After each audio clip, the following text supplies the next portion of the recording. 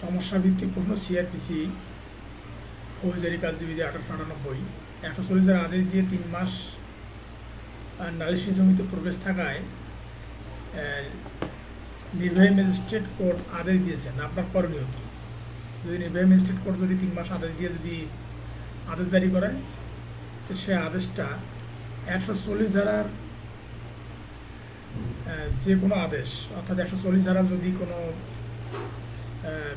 জনবিপদ সংকীর্ণের জন্য কোনো অপরাধ সংঘটিত হয় বা হওয়ার সম্ভাবনা থাকে, তাহলে 140 ধারার ফৌজদারি কার্যবিধি 1898 140 ধারায় আদেশ ম্যাজিস্ট্রেট আদেশ দেয় এবং জমি জমা সংক্রান্ত যদি কোনো সমস্যা বা বিপদ বা মারামারি হওয়ার সম্ভাবনা থাকে, তখন 145 ধারা আদেশ দেয় এবং যে অপরাধটা সংঘটিত হয়েছে সেটার ক্ষেত্রে 133 ধারায় গণ উৎপাদ সরানোর জন্য 133 ধারা আদেশ দিয়ে থাকে। এই সমস্ত আদেশের বিরুদ্ধে 439 এ ধারায় দারাজের রিভিশন হয়ে থাকে।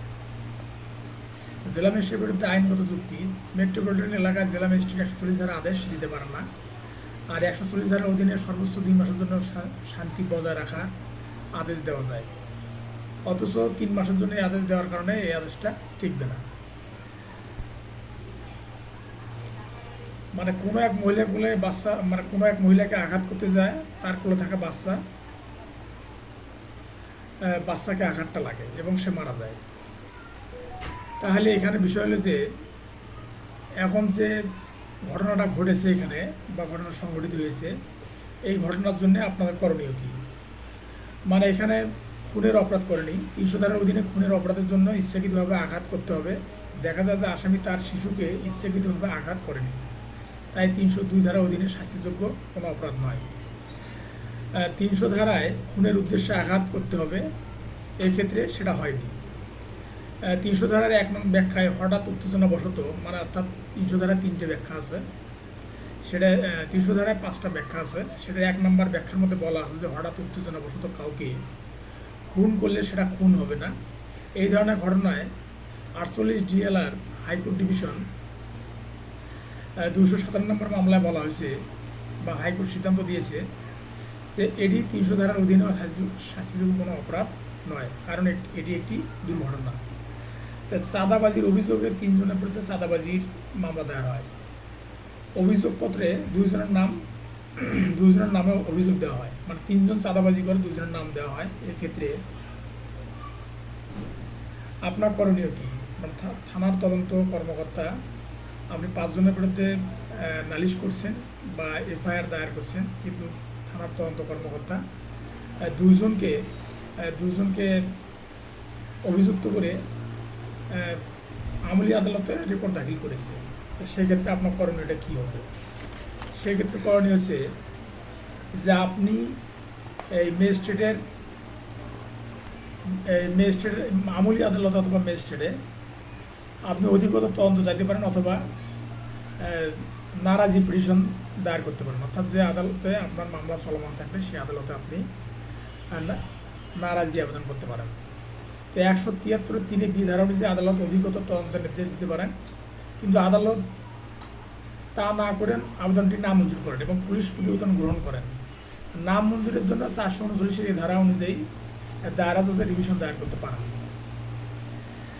তো এক লোক একটা চেক কুড়ি পাইছে এবং চেকটা স্বাক্ষরিত ছিল। সেই চেক কুড়ি পাওয়ার পর সে ব্যাংকে তার টাকা উত্তোলন করছে এবং ওই সময় ব্যাংকার ম্যাজিস্ট্রেট পুলিশকে ফোন দিয়েছে। পুলিশ লোকটাকে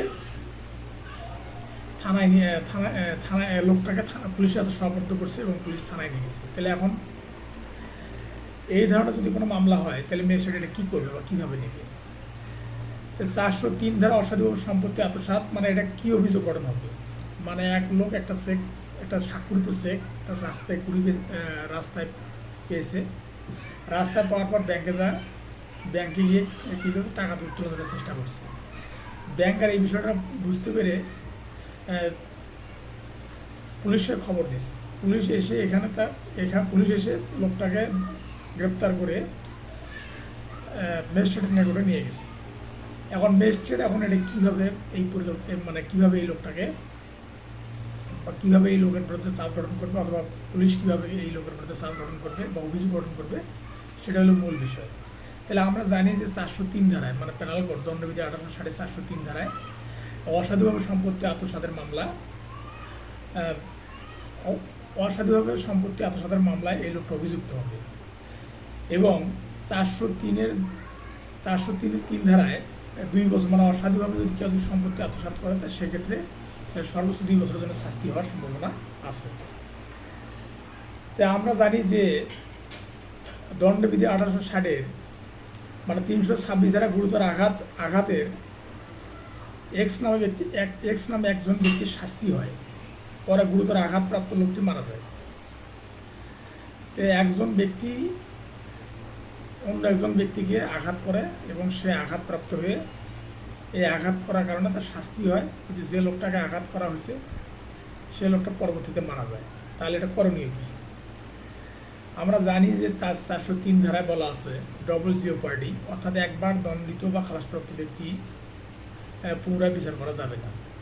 কিন্তু 403-এর 3 উপধারায় বলা আছে যখন কোনো কাজের দ্বারা সংগঠিত অপরাধের দায়ে কেউ দোষী হয় এবং উক্ত কাজের প্রতিক্রিয়ার সমন্বয়ে তদাপেক্ষা ভিন্ন ধরনের অপরাধের সৃষ্টি হয়, তখন উক্ত কাজের ফলাফল প্রকাশ না হলে পরবর্তী ওই সংগঠিত অপরাধের ফলাফল যদি ঘটে থাকে তাহলে পরবর্তীতে আবার বিচার করা যাবে। এটা শেষ কথা হলো যে লোকটা গুরুতর আঘাত করার কারণে লোকটা এই গুরুতর আঘাতের জন্য এক লোকের শাস্তি হয় এবং পরবর্তীতে যে লোকটাকে গুরুতর আঘাত করছে সেই লোকটা পরবর্তীতে মারা যায়। তো যেহেতু 403 ধারায় বলা আছে যে একবার দণ্ডিত বা খালাসপ্রাপ্ত ব্যক্তি পুনরায় বিচার করা যাবে না, কিন্তু এখানে দেখা যাচ্ছে যে 403-এর 3 উপধারায় বলা আছে যদি পূর্বের সংগঠিত কাজের ফলাফল পরবর্তীতে ভয়ানক আকারে বা কোনোভাবে প্রকাশিত হয়, সেটা 403 ধারা অনুযায়ী আবার বিচার করা যাবে। অর্থাৎ যে অপরাধের জন্য খালাস বা দণ্ড দেওয়া হয়েছে তার ফলাফল যদি ভিন্ন কোনো অপরাধ সৃষ্টি করে তাহলে আবার বিচার করা যাবে। তো চুরিতে অভিযুক্ত হয়ে পরে দেখা যায় যে সে অপরাধমূলক বিশেষ ভঙ্গের অপরাধ সংগঠন করেছে, ঠিক এটাও একই ধরনের অপরাধ। এখানে বলা আছে যে এখন পরবর্তী অপরাধের জন্য দোষী সাব্যস্ত হতে পারে কি না, এটা অবশ্যই পারে, কারণ 237 ধারায় আছে যে আসামিকে যে অপরাধে অভিযুক্ত করা হয় সাক্ষ্য প্রমাণে দেখা যায় সে অন্য কোনো একটা অপরাধ করেছে, সেই অপরাধ তাকে অভিযুক্ত করা যাবে। মানে 237 ধারার নিয়ম মতে এখন দেখা গেল যে চুরির অভিযোগ গঠিত হয়েছে, কিন্তু পরে দেখা যায় যে না, সে চুরি করে, সে অপরাধমূলক বিশেষ ভঙ্গ করেছে। তা সেক্ষেত্রে এই চুরির অভিযোগ গঠিত হওয়ার পরেও যদি সাক্ষ্য প্রমাণে দেখা যায় সে অপরাধমূলক বা অসাধুভাবে সম্পত্তি আত্মসাতের বিষয়ে সম্পৃক্ত সাক্ষ্য প্রমাণের ভিত্তিতে, তার মানে এক অপরাধে সে অভিযুক্ত হয়েছে, যদি অন্য অপরাধ যদি দেখা যায় সাক্ষ্য প্রমাণের ভিত্তিতে অন্য অপরাধ সংগঠিত হয়েছে, তাই গেলে সেক্ষেত্রে অবশ্যই 237 ধারা অনুযায়ী সেক্ষেত্রে অবশ্যই কী হবে, এটা এই অভিযোগটা পরিবর্তন করা যাবে এবং আদালত সেই অভিযোগটা পরিবর্তন করতে পারে। এখন বন্ধুকে রক্ষা করার জন্য পুলিশ বন্ধুকে গ্রেপ্তার করছে, এবং সেই বন্ধুকে রক্ষা করার জন্য পুলিশকে আহত করছে এবং আহত করে পুলিশের কাছ থেকে সেই বন্ধুকে ছুটিয়ে নিয়ে গেছে। তাহলে এখন এই যে অপরাধটা করছে, অর্থাৎ বন্ধুকে রক্ষা করতে যা পুলিশের সাথে মারামারি করে পুলিশের সাথে মারামারি করছে, এই যে অপরাধ করছে অপরাধের শাস্তিটা কী হবে বা কীভাবে এটা অভিযোগ করানো হবে সেটা হলো বিষয়। যে আমরা জানি যে একটা সরকারি লোকের কাজে বাধা দেওয়া এটা একটা অপরাধ, মানে এখানে দুটো অপরাধ করছে। অর্থাৎ এক বন্ধু যখন গ্রেপ্তার হয়েছে তখন অন্য বন্ধু পুলিশের হাত থেকে বন্ধুকে রক্ষা করার জন্য পুলিশকে আঘাত করছে।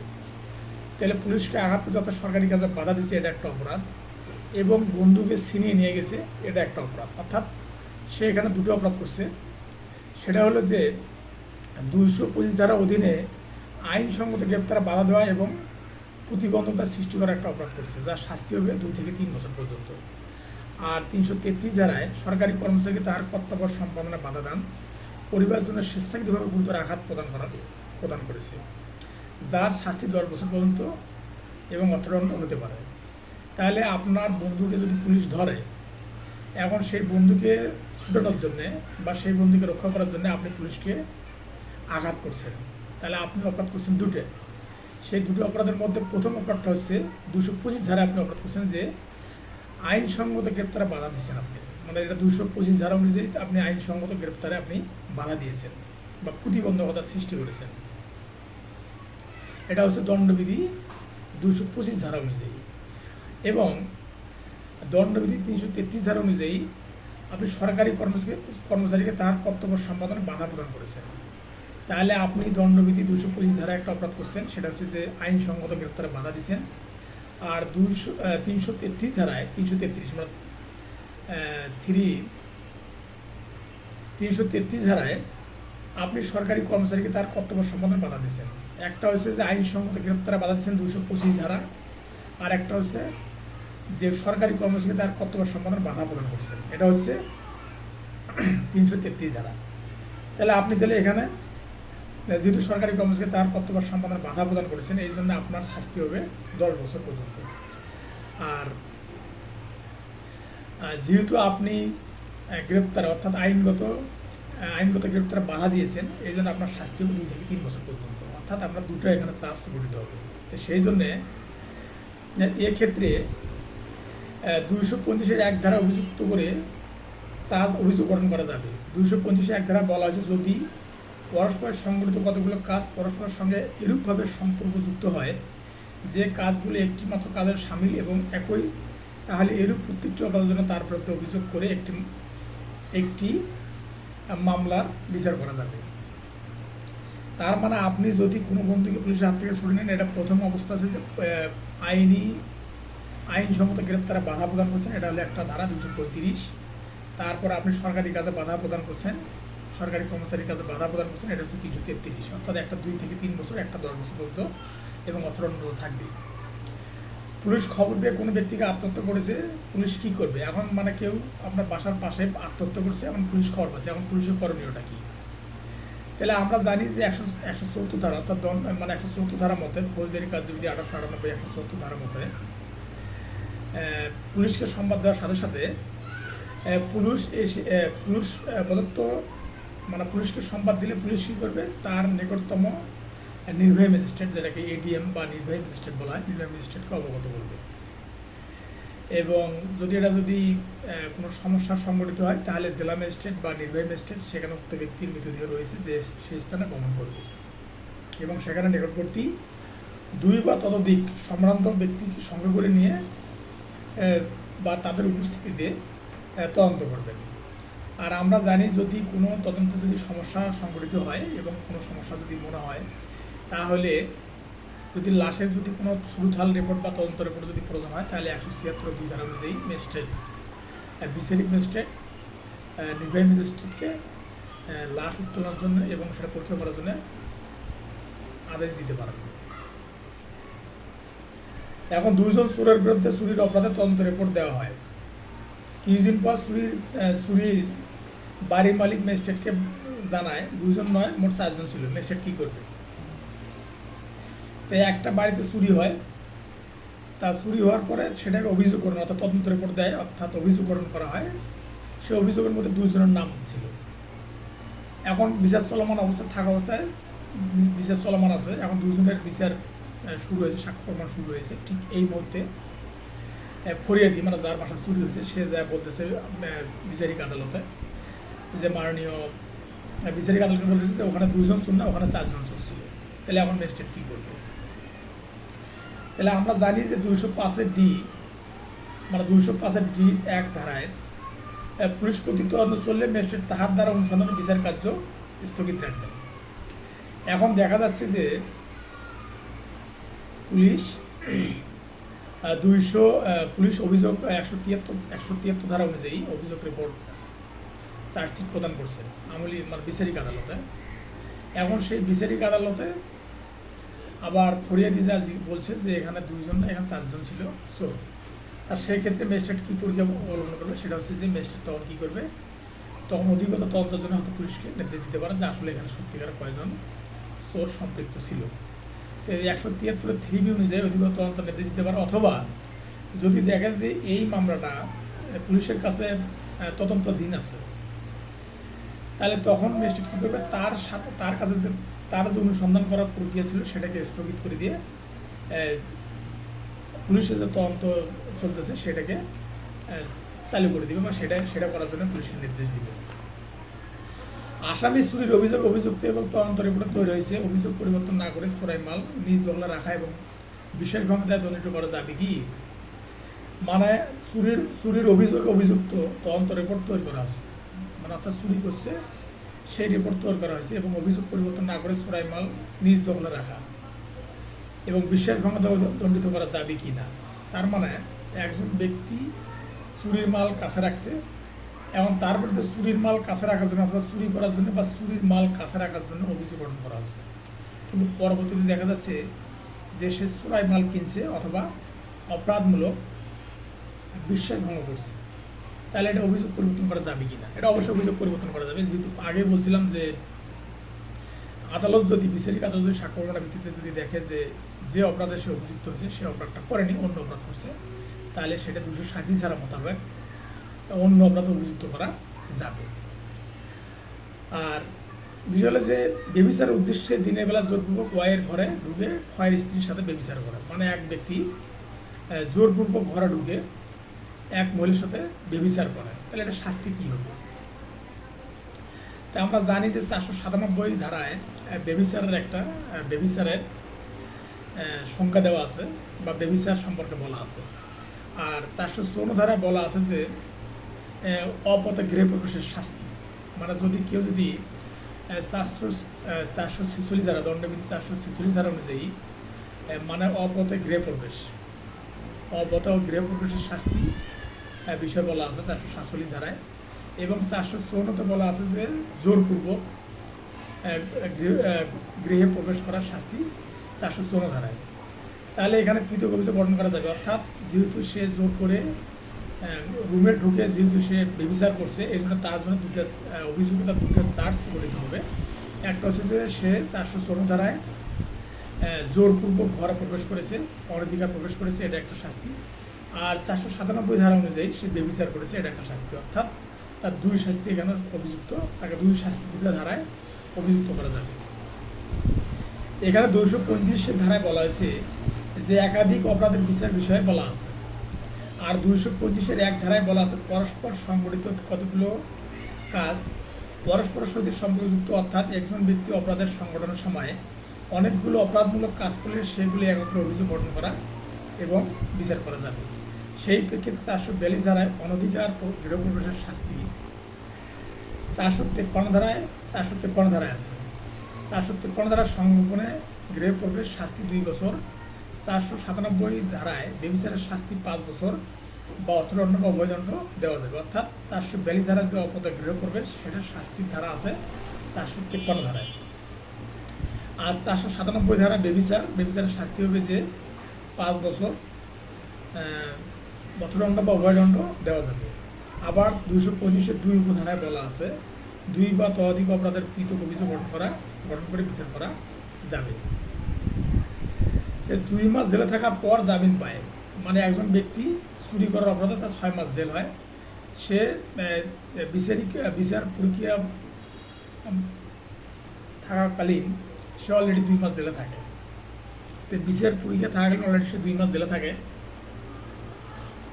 পরে বিচার প্রক্রিয়া শেষ হওয়ার পরে তার 2 মাস জেল হয়, 5 মাস 6 মাস জেল হয়। এখন সে ব্যক্তি কি যে 2 মাস সে থাকলো জেলের মধ্যে, এই 2 মাস সে মুক্ত পাবে কিনা বা তার ছাড়া পাবে কিনা? এর অবশ্যই পাবে, কারণ যদি অভিযোগের ভিত্তিতে বিচারিক আদালত যদি কোনো ব্যক্তিকে যদি 6 মাস জেল দেয় এবং বিচার প্রক্রিয়া সম্পূর্ণ করার জন্য করতে যদি আরও 2 মাস সময় সে হাজতে থাকে, তাহলে 35 ধারা অনুযায়ী ফৌজদারি কার্যবিধি 1898 35 ধারা অনুযায়ী তার কী হবে যে হাজত থাকার সময়টা বাদ যাবে, অর্থাৎ মূল দণ্ড থেকে হাজতে থাকার সময়টা বাদ যাবে, অর্থাৎ 235 ধারা অনুযায়ী তার সে যে 2 মাস হাজতে ছিল এবং তার যে 6 মাস জেল হয়েছে, অর্থাৎ 6 মাস থেকে 2 মাস বাদ যাবে।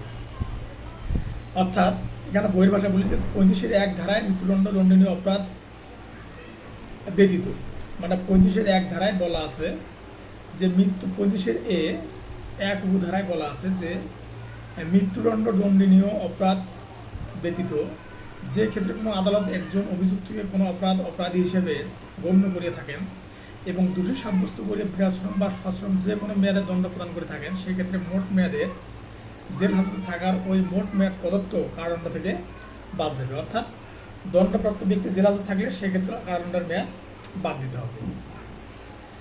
আর খুনের অভিযুক্ত একজনকে খালাস দেওয়া যায়, কিন্তু খুনের সময় এক দোষিত করেছিল, মানে একজন ব্যক্তি খুন করার দায়ে অভিযুক্ত হয়েছে, কিন্তু খুনের সময় সে দস্যুতা করেছিল, সেগুলো পুনঃ তদন্ত করা যাবে কিনা,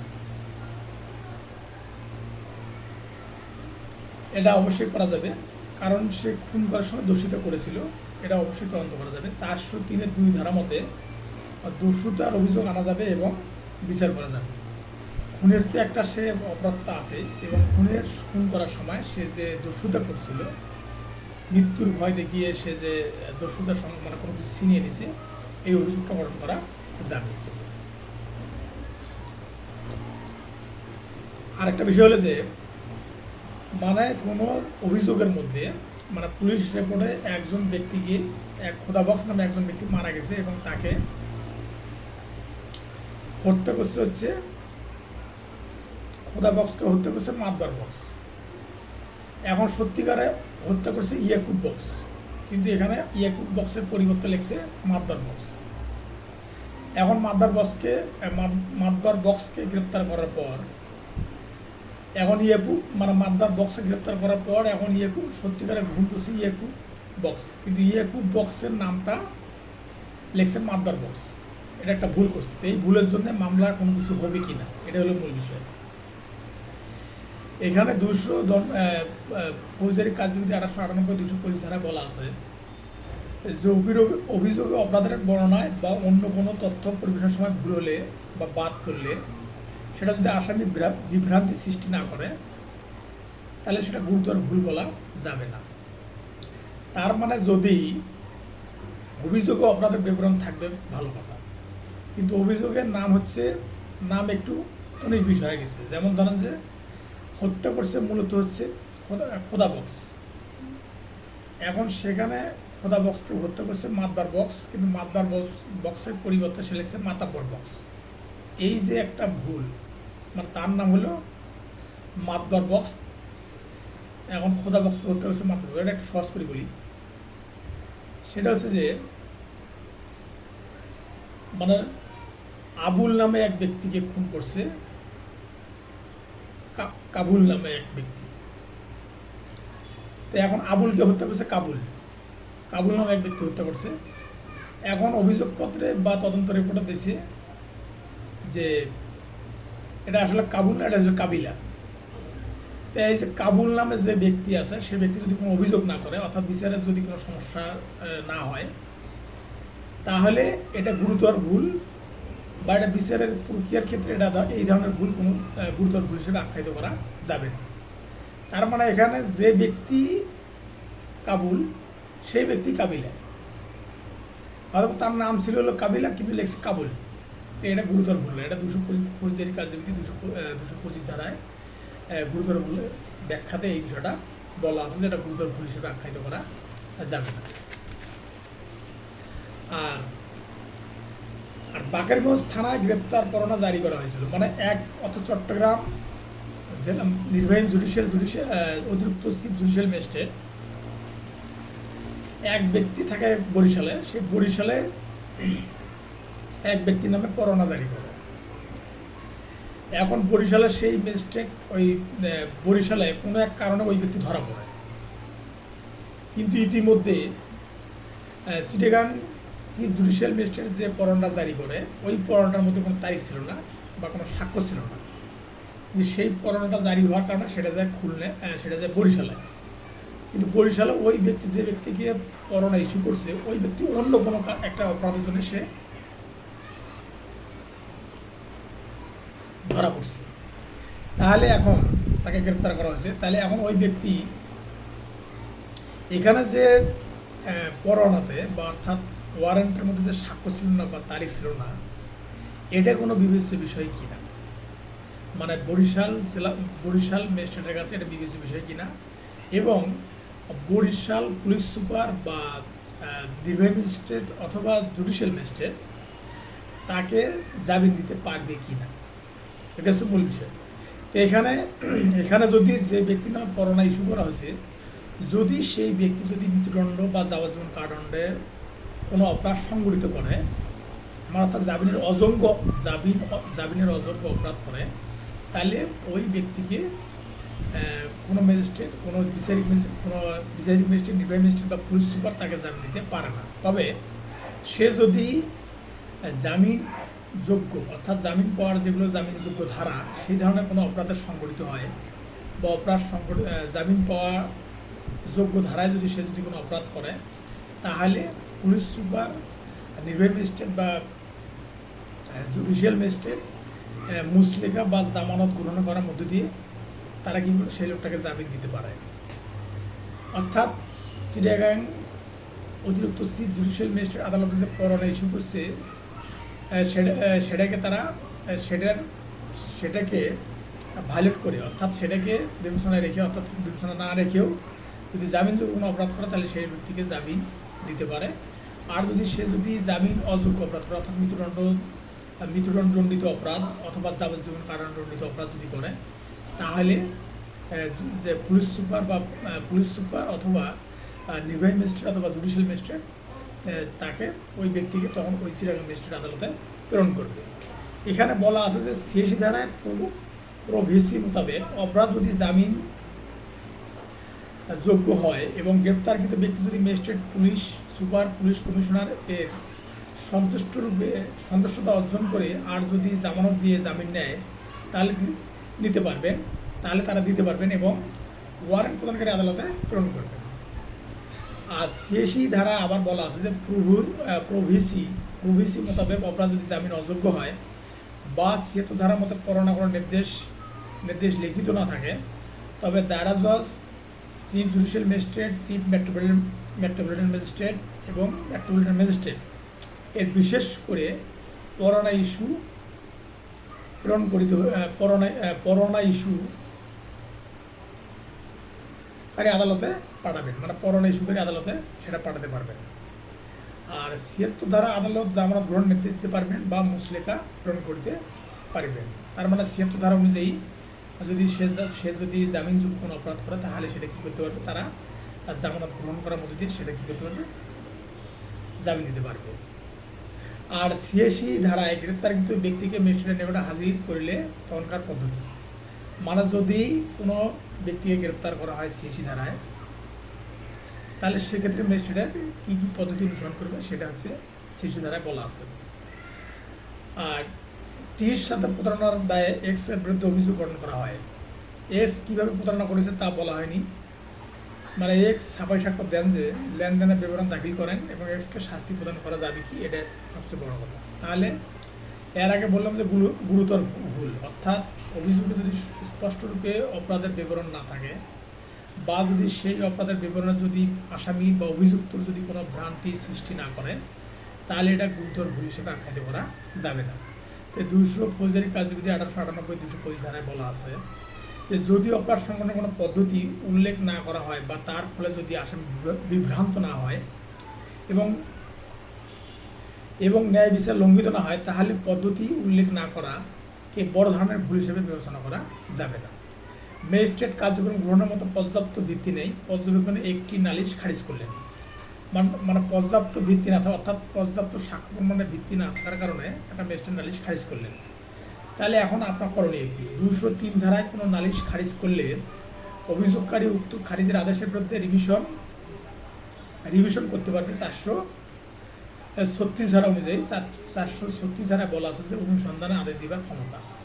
তার মানে যদি ম্যাজিস্ট্রেট যদি কোনো নালিশ 203 ধারা অনুযায়ী ফৌজদারি কার্যবিধি 1898 এর 203 ধারা অনুযায়ী যদি ম্যাজিস্ট্রেট যদি কোনো নালিশ খারিজ করে দেয় এবং সেই নালিশ খারিজের বিরুদ্ধে 439 এ ধারা অনুযায়ী দায়রা জজের রিভিশন করা যাবে।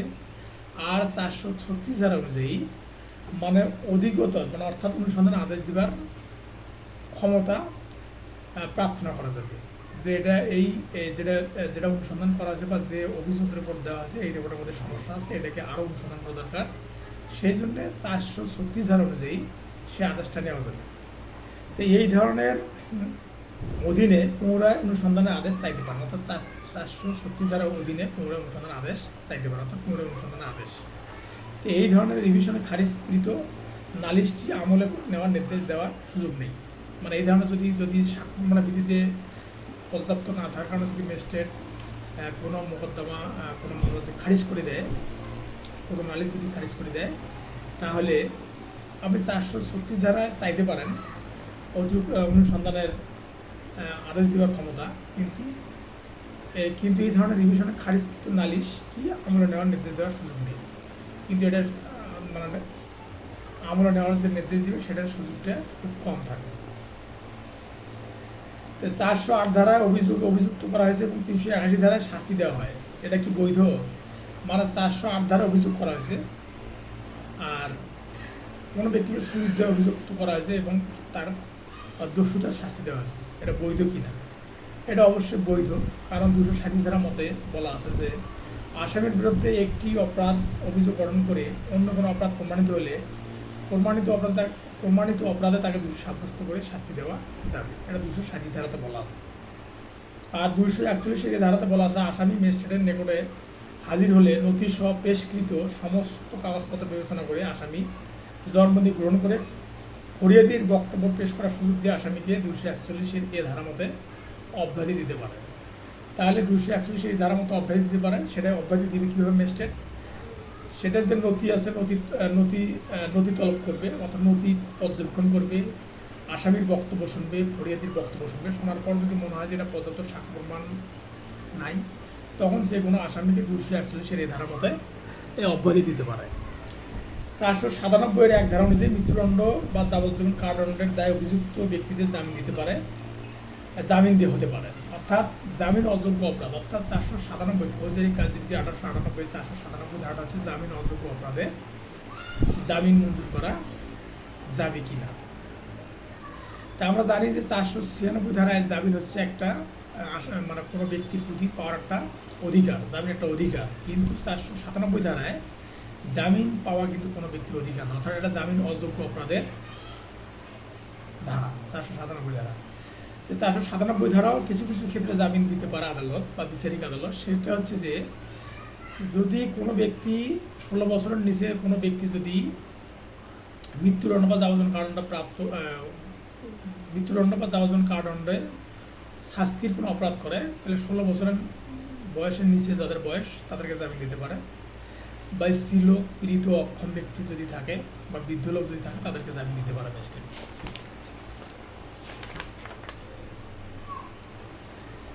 এই ছিল। আর হচ্ছে পেনাল কোড 1860 মানে এখন রশিদকে খুন করার দায়ে তিন ভাই কলিম, রহিম ও সগিরকে ষড়যন্ত্র করছিল। মানে রশিদ নামে এক ব্যক্তিকে খুন করার জন্য 3 ভাই ষড়যন্ত্র করছিল। এই 3 ভাইয়ের মধ্যে গভীর রাতে কলিম রশিদের কুড়ের ঘরে প্রবেশ করে এবং বাকি 2 ভাই দরজার পাহারা দেয়, এবং কেউ হাত চেপে ধরে, কেউ হচ্ছে মাথা ধরে, কেউ জব করে, এই বিভিন্ন অপরাধ সংঘটিত করে। তাহলে এইগুলো কত ধারায় শাস্তিযোগ্য এবং কীভাবে এগুলো চার্জ গঠন করা হবে বা কীভাবে অভিযোগ গঠন করা যাবে সেটা হলো বিষয়। যে কোনো এক ব্যক্তিকে রাতের বেলায় তাকে 3 ভাই মিলে হত্যা করছে, সেই ব্যক্তি ঘুমন্ত অবস্থা ছিল একটা কুড়ের ঘরের মধ্যে। এই কুড়ের ঘরের মধ্যে থাকা অবস্থায় কেউ হাত চেপে ধরছে, কেউ ঘরে প্রবেশ করছে, তাহলে কার বিরুদ্ধে কী চার্জ গঠন করা যাবে সেটা হলো মূল বিষয়। এখানে চার্জ গঠিত হবে 34 ধারায়, অর্থাৎ কমন ইন্টেনশন, মানে সবারই একটা অভিপ্রায় ছিল, সেটা হচ্ছে কমন ইন্টেনশন, সাধারণ অভিপ্রায় ছিল। আর 109 ধারায় মানে হলো দুষ্কর্মের সহায়তা, অর্থাৎ দুষ্কর্মের সহায়তার যে শাস্তি সেটা ছিল, অর্থাৎ সবাই একটা অপরাধ সংগঠন করার জন্য বা অপরাধ সংগঠনের উদ্দেশ্য তাদের সকলে ছিল। আর 302 ধারাতে খুন, তারা যেহেতু খুন করছে অভিযুক্ত করা যাবে। আর কলিমকে 447 ধারায় অভিযুক্ত করা যাবে। কী জন্যে? কলিম কী করছে, যে গভীর রাতে অপরাধে গৃহে প্রবেশ করছে, তাহলে এর জন্য 447 ধারা অনুযায়ী তাকে কী করা যাবে, অভিযুক্ত করা যাবে। এখন বিষয় হলো যে 3 ভাই একই উদ্দেশ্যে সাধারণকল্পে অপরাধ সংগঠন করে, অর্থাৎ কতিপয় ব্যক্তি প্রতি সাধারণ উদ্দেশ্য সাধারণকল্পে কৃত কাজ, এটা হলো 34 ধারা।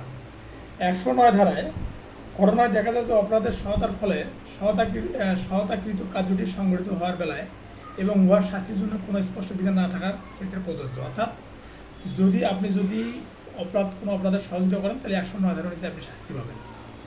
যে অপরাধটা সংঘটিত হবে সেই অপরাধের যে শাস্তি সেই অনুযায়ী আপনি শাস্তি পাবেন। 120-এর এই ধারা অনুযায়ী অপরাধমূলক ষড়যন্ত্র হিসেবে পরিণত হবে। অর্থাৎ আপনি যেহেতু একটা অপরাধ করার জন্য ষড়যন্ত্র করছিলেন 2-3 ভাই মিলে, তো সেটা অপরাধমূলক ষড়যন্ত্র হিসেবে কী হবে, পরিগণিত হবে। আর 120-এর বি ধারা অনুযায়ী অপরাধমূলক ষড়যন্ত্র যদি হয়ে থাকে তাহলে অপরাধমূলক ষড়যন্ত্রের শাস্তিটা কি, এটা আছে 120-এর বি। এখানে বলা আছে যে মৃত্যুদণ্ড বা যাবজ্জীবন কারাদণ্ড অপরাধ করলে সেই শাস্তিই হবে। অর্থাৎ আপনি যে অপরাধটা করবেন সেই ওই অপরাধের যে শাস্তি 120-এর বি ধারা অনুযায়ী আপনি সেই শাস্তিটা পাবেন। আর 302 ধারা তো এটা হচ্ছে খুন, মানে খুনের শাস্তি হচ্ছে মৃত্যুদণ্ড বা যাবজ্জীবন কারাদণ্ড। আর 447 ধারায় বলা আছে যে রাত্রিকালে অপরাধে গৃহে প্রবেশ, মানে 446 ধারা মানে অভিযোগ গঠন করা হয় শাস্তির ধারা দিয়ে। তাহলে 446 ধারায় বলা আছে যে রাত্রিকালে অপরাধে গৃহে প্রবেশ, আর এর ধারা হলো 447। 447 ধারায় 1 বছর অথবা অর্থদণ্ড বা উভয়দণ্ড হতে পারে। জমি হতে বেদখল করার জন্য কামাল 6 জনকে সঙ্গে নিয়ে অস্ত্র সজ্জিত হয়ে হামলা করে কামালের বুকে আঘাত করায়। এটা আরেকটা সমস্যা। এটা হচ্ছে যে মানে আপনি একটা জমির দখলে আছেন বা আপনি জমিটা ভোগ দখল করতেছেন, এখন ওই জমিটা বেদখল করার জন্য 6 জন ব্যক্তি আপনাকে আহত করছে এবং আপনাকে মারি ফেলার তারা প্রচেষ্টা করছে বা আপনার জমিটা বেদখল করছে। তা সেক্ষেত্রে এই সমস্ত অর্থাৎ 6 জন ব্যক্তি অর্থাৎ এই সমস্ত লোকের বিরুদ্ধে কী ধরনের অভিযোগ গঠন করা যাবে। তো এখানে 326 এবং 149 ধারা অভিযোগ গঠিত হবে। এবং আমরা জানি যে 326 ধারায় ইচ্ছাকৃতভাবে গুরুতর আঘাত দান করা, মানে ইচ্ছাকৃতভাবে গুরুতর আঘাত দান করার শাস্তি হল যাবজ্জীবন বা সর্বনিম্ন 10 বছর। তাহলে এখানে যেহেতু আপনার জমি থেকে বেদখল করার জন্য 6 জন ব্যক্তি আপনার জমি থেকে বেদখল করার চেষ্টা করছে এবং আপনাকে 6 জন ধরে আপনার বুকে আঘাত করছে, সেই জন্য তাদেরকে 326 ধারায় তাদের বিরুদ্ধে অভিযোগ গঠন করা যাবে। এবং এই 6 জন ব্যক্তির 149 ধারা মানে কমন অবজেক্টিভ অর্থাৎ সাধারণ উদ্দেশ্য ছিল আপনার জমিটা বেদখল করা এবং আপনাকে হত্যা করা। তাহলে এখানে 149 ধারা অর্থাৎ দণ্ডবিধি 149 ধারা বিধানটা সম্পৃক্ত করা যাবে। আর আমরা জানি যে 141 ধারা বেআইনি সমাবেশ এবং এই সমাবেশের শাস্তি হলো 6 মাস বা 500 টাকা জরিমানা। আর 149 আছে যে সাধারণ উদ্দেশ্যে বাস্তবায়নে অনুষ্ঠিত অপরাধের জন্য প্রত্যেক সদস্য অপরাধী হবে। 6 জন মিলে কামালকে বেদখলের জন্য আক্রমণ করে, কামালের বুকে ফালা দিয়ে আঘাত করে, যার জন্য প্রত্যেককে 148 ধারার অধীনে মারাত্মক অস্ত্র সজ্জিত হইয়া দাঙ্গা সংগঠন করে। শাস্তি 3 বছর পর্যন্ত হতে পারে। আর 326 ধারায় বলা আছে যে স্বেচ্ছাকৃতভাবে মারাত্মক অস্ত্র বা অন্য অস্ত্রের মাধ্যমে গুরুতর আঘাত প্রদান শাস্তি যাবজ্জীবন বা 10 বছর পর্যন্ত জেল হতে পারে। এখন একটা ঘটনা বলছে, ট্রাক ড্রাইভার একটা বস্তিতে থাকে। সেই ট্রাক ড্রাইভার হঠাৎ একদিন ট্রাক নিয়ে দুপুরের সময় বাড়িতে আসেন। বাড়িতে আসার পর দেখে যে তার 20 বছরের একটা বোন পার্শ্ববর্তী এক যুবকের সাথে আপত্তিকর অবস্থায় রয়েছে। তখন সে কোনো কিছু বুঝে ওঠার আগেই মানে এই সিনেটি সহ্য করতে না পেরে তখন সে দা বা ছুরি দিয়ে বোন এবং ওই যুবককে হত্যা করছে। এখন বোন ওই যুবককে হত্যা করার পর সে ওখান থেকে পালিয়ে যাওয়ার জন্য সে ট্রাক নিয়ে পালিয়ে যাচ্ছে। পালিয়ে যাওয়ার সময় সে একজন মহিলাকে চাপা দিছে। মানে তার বোন আর ওই যুবককে হত্যা করার পর ট্রাক নিয়ে পালিয়ে যাওয়ার সময় এক মহিলাকে চাপা দিছে। তাহলে এই ড্রাইভারের অভিযোগটা কিভাবে গঠিত হবে বা অভিযোগটা কীভাবে গঠন করা যাবে সেটা হচ্ছে মূল বিষয়। যে এর বিরুদ্ধে এই তো জোড়া খুন এবং ত্রিপল মার্ডার তিনটা খুন করছে।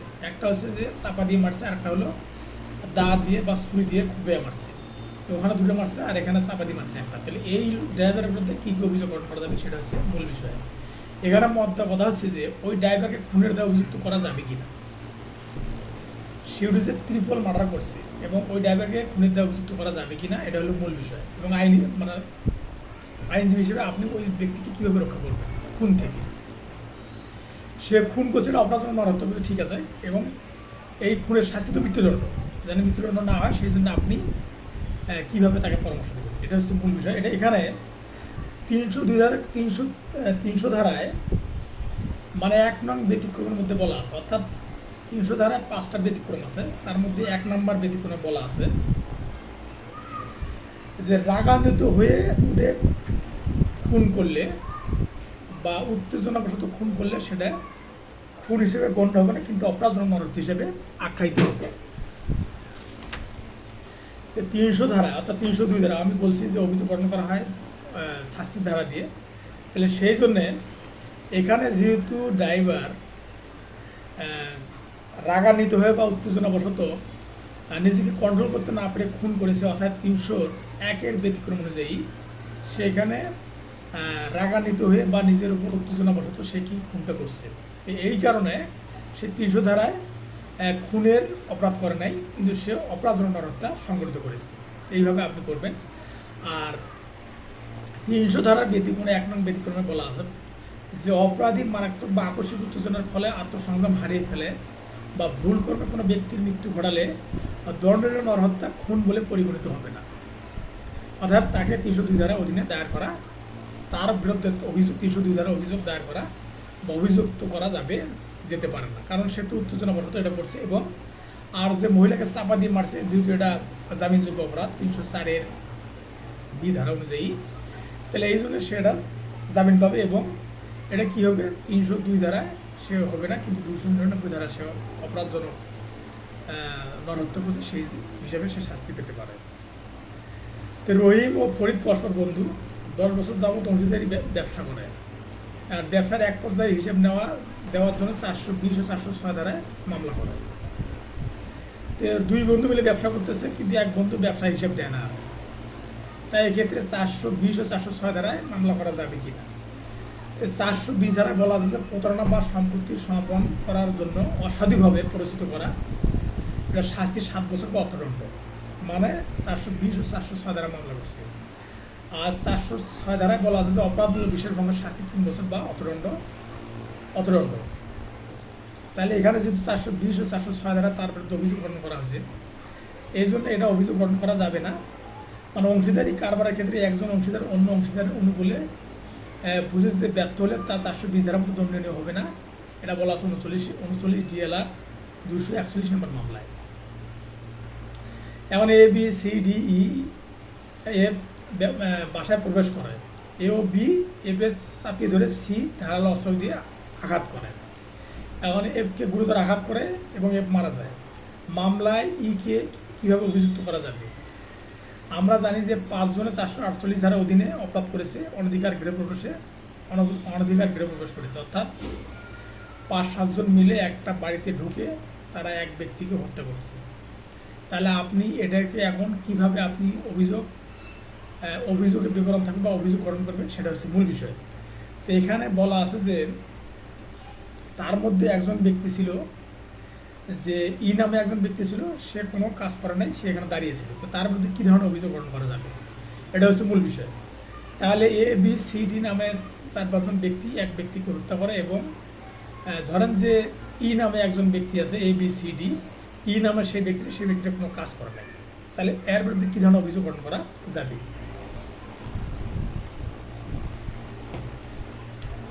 তো এখানে দেখা যাচ্ছে যে 5 জনের সে ঘরের মধ্যে ঢুকছে, কিন্তু সে কোনো অপরাধ করে নাই। তাহলে 448 ধারায় যে অনধিকার গৃহ প্রবেশ করছে, এটা শাস্তি হলে 1 বছর বা 1000 টাকা জরিমানা। এখন এ ও বি হাত চাপে ধরে সি ধারালো অস্ত্র দিয়ে এফকে হত্যা করে বা মেরে ফেলে। 449 ধারায় মৃত্যুদণ্ড দণ্ডনীয় অপরাধ করার জন্য অনধিকার প্রবেশের শাস্তি যাবজ্জীবন বা 10 বছর পর্যন্ত কারাদণ্ড হতে পারে 449 ধারা অনুযায়ী। 109 ধারা দুষ্কর্মের সহায়তা বা প্ররোচনা দিচ্ছে বা অধীনে অপরাধ করেছে।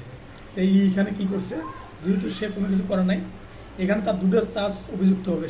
সে প্রথম হচ্ছে যে 448 ধারায় সে অনধিকার প্রবেশ করছে, এটা একটা চার্জ গঠিত হবে। আর 109 ধারা একটা চার্জ গঠিত হবে, সেটা হচ্ছে যে 109 ধারায় মানে দুষ্কর্মের সহায়তা, অর্থাৎ অপরাধের সহায়তা যদি কেউ যদি করে থাকে তাহলে সে এই চার্জে অর্থাৎ এই অভিযোগে অভিযুক্ত হবে। তাহলে এর বিরুদ্ধে দণ্ডবিধি 1860-এর 109 ধারা, 448 ধারা, 449 ধারা অভিযোগ গঠন করা যাবে। তো এ বি এবং সি একত্রে ডিকে বিষ প্রয়োগে হত্যা করার ষড়যন্ত্রে লিপ্ত হয়। এই সেম ঘটনা যে ক খ গ মানে ইমোকে বিষ প্রয়োগে হত্যা করার জন্য ষড়যন্ত্রে লিপ্ত হয়। ক বিষ আনে, খ সেই বিষ প্রয়োগ করে, সি টাকা দেয়, ডি হচ্ছে যে রাতের অন্ধকারে ভাতের সঙ্গে খাবারের সাথে বিষ মিশিয়ে দেয়। তাহলে এদের মানে অভিযোগটা কীভাবে গ্রহণ করা হবে? তাহলে এখানে জানি যে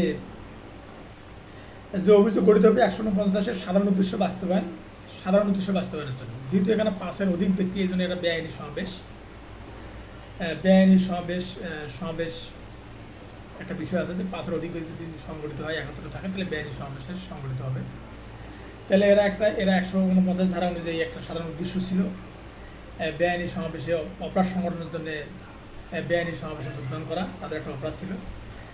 তাহলে বেআইনি সমাবেশের একটা উদ্দেশ্য থাকবে। এবং 302 ধারায় তারা যেহেতু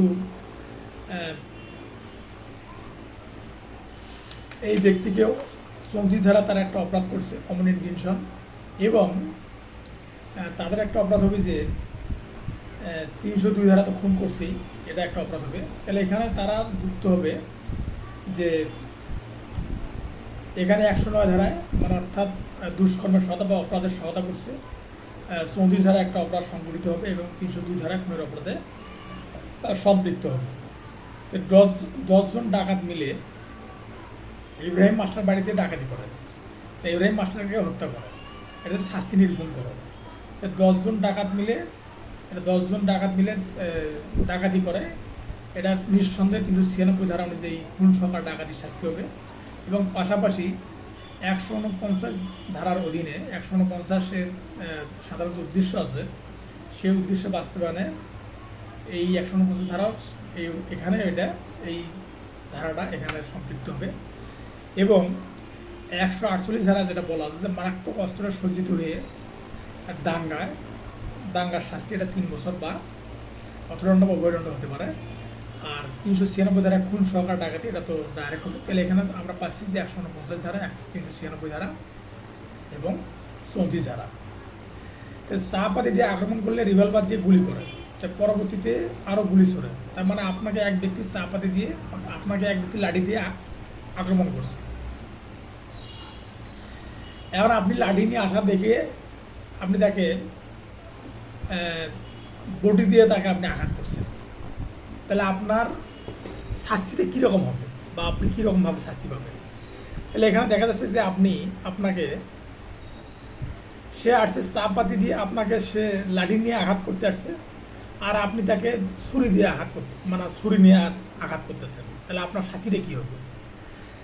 তো এখানে বলা আছে যে 99 ধারায় আত্মরক্ষার অধিকার, অর্থাৎ দণ্ডবিধি 1860-এর 99 ধারায় আত্মরক্ষার অধিকার যতদূর পর্যন্ত প্রয়োগ করা যাবে সে সম্পর্কে আলোচনা করা আছে। তার মানে আপনাকে ঘাতের পরিবর্তে প্রতিঘাত, মানে প্রত্যাঘাত যেভাবে হবে, প্রত্যাঘাত যেভাবে হবে, প্রতিঘাতটা ঠিক সেরকম হবে।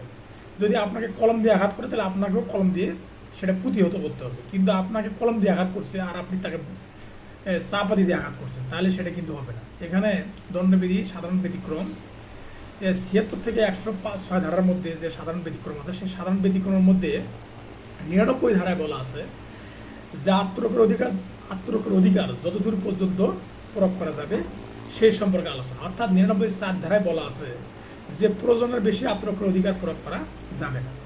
তার মানে আপনাকে সে লাঠি দিয়ে আঘাত করতে আসছে আর আপনি তাকে ছুরি দিয়ে আঘাত করতেছেন, তাহলে সেটা কিন্তু আপনি তখন সেখানে আত্মরক্ষার অধিকার যে ব্যতিক্রম, তখন কিন্তু সেটা আর ব্যতিক্রমের মধ্যে থাকবে না।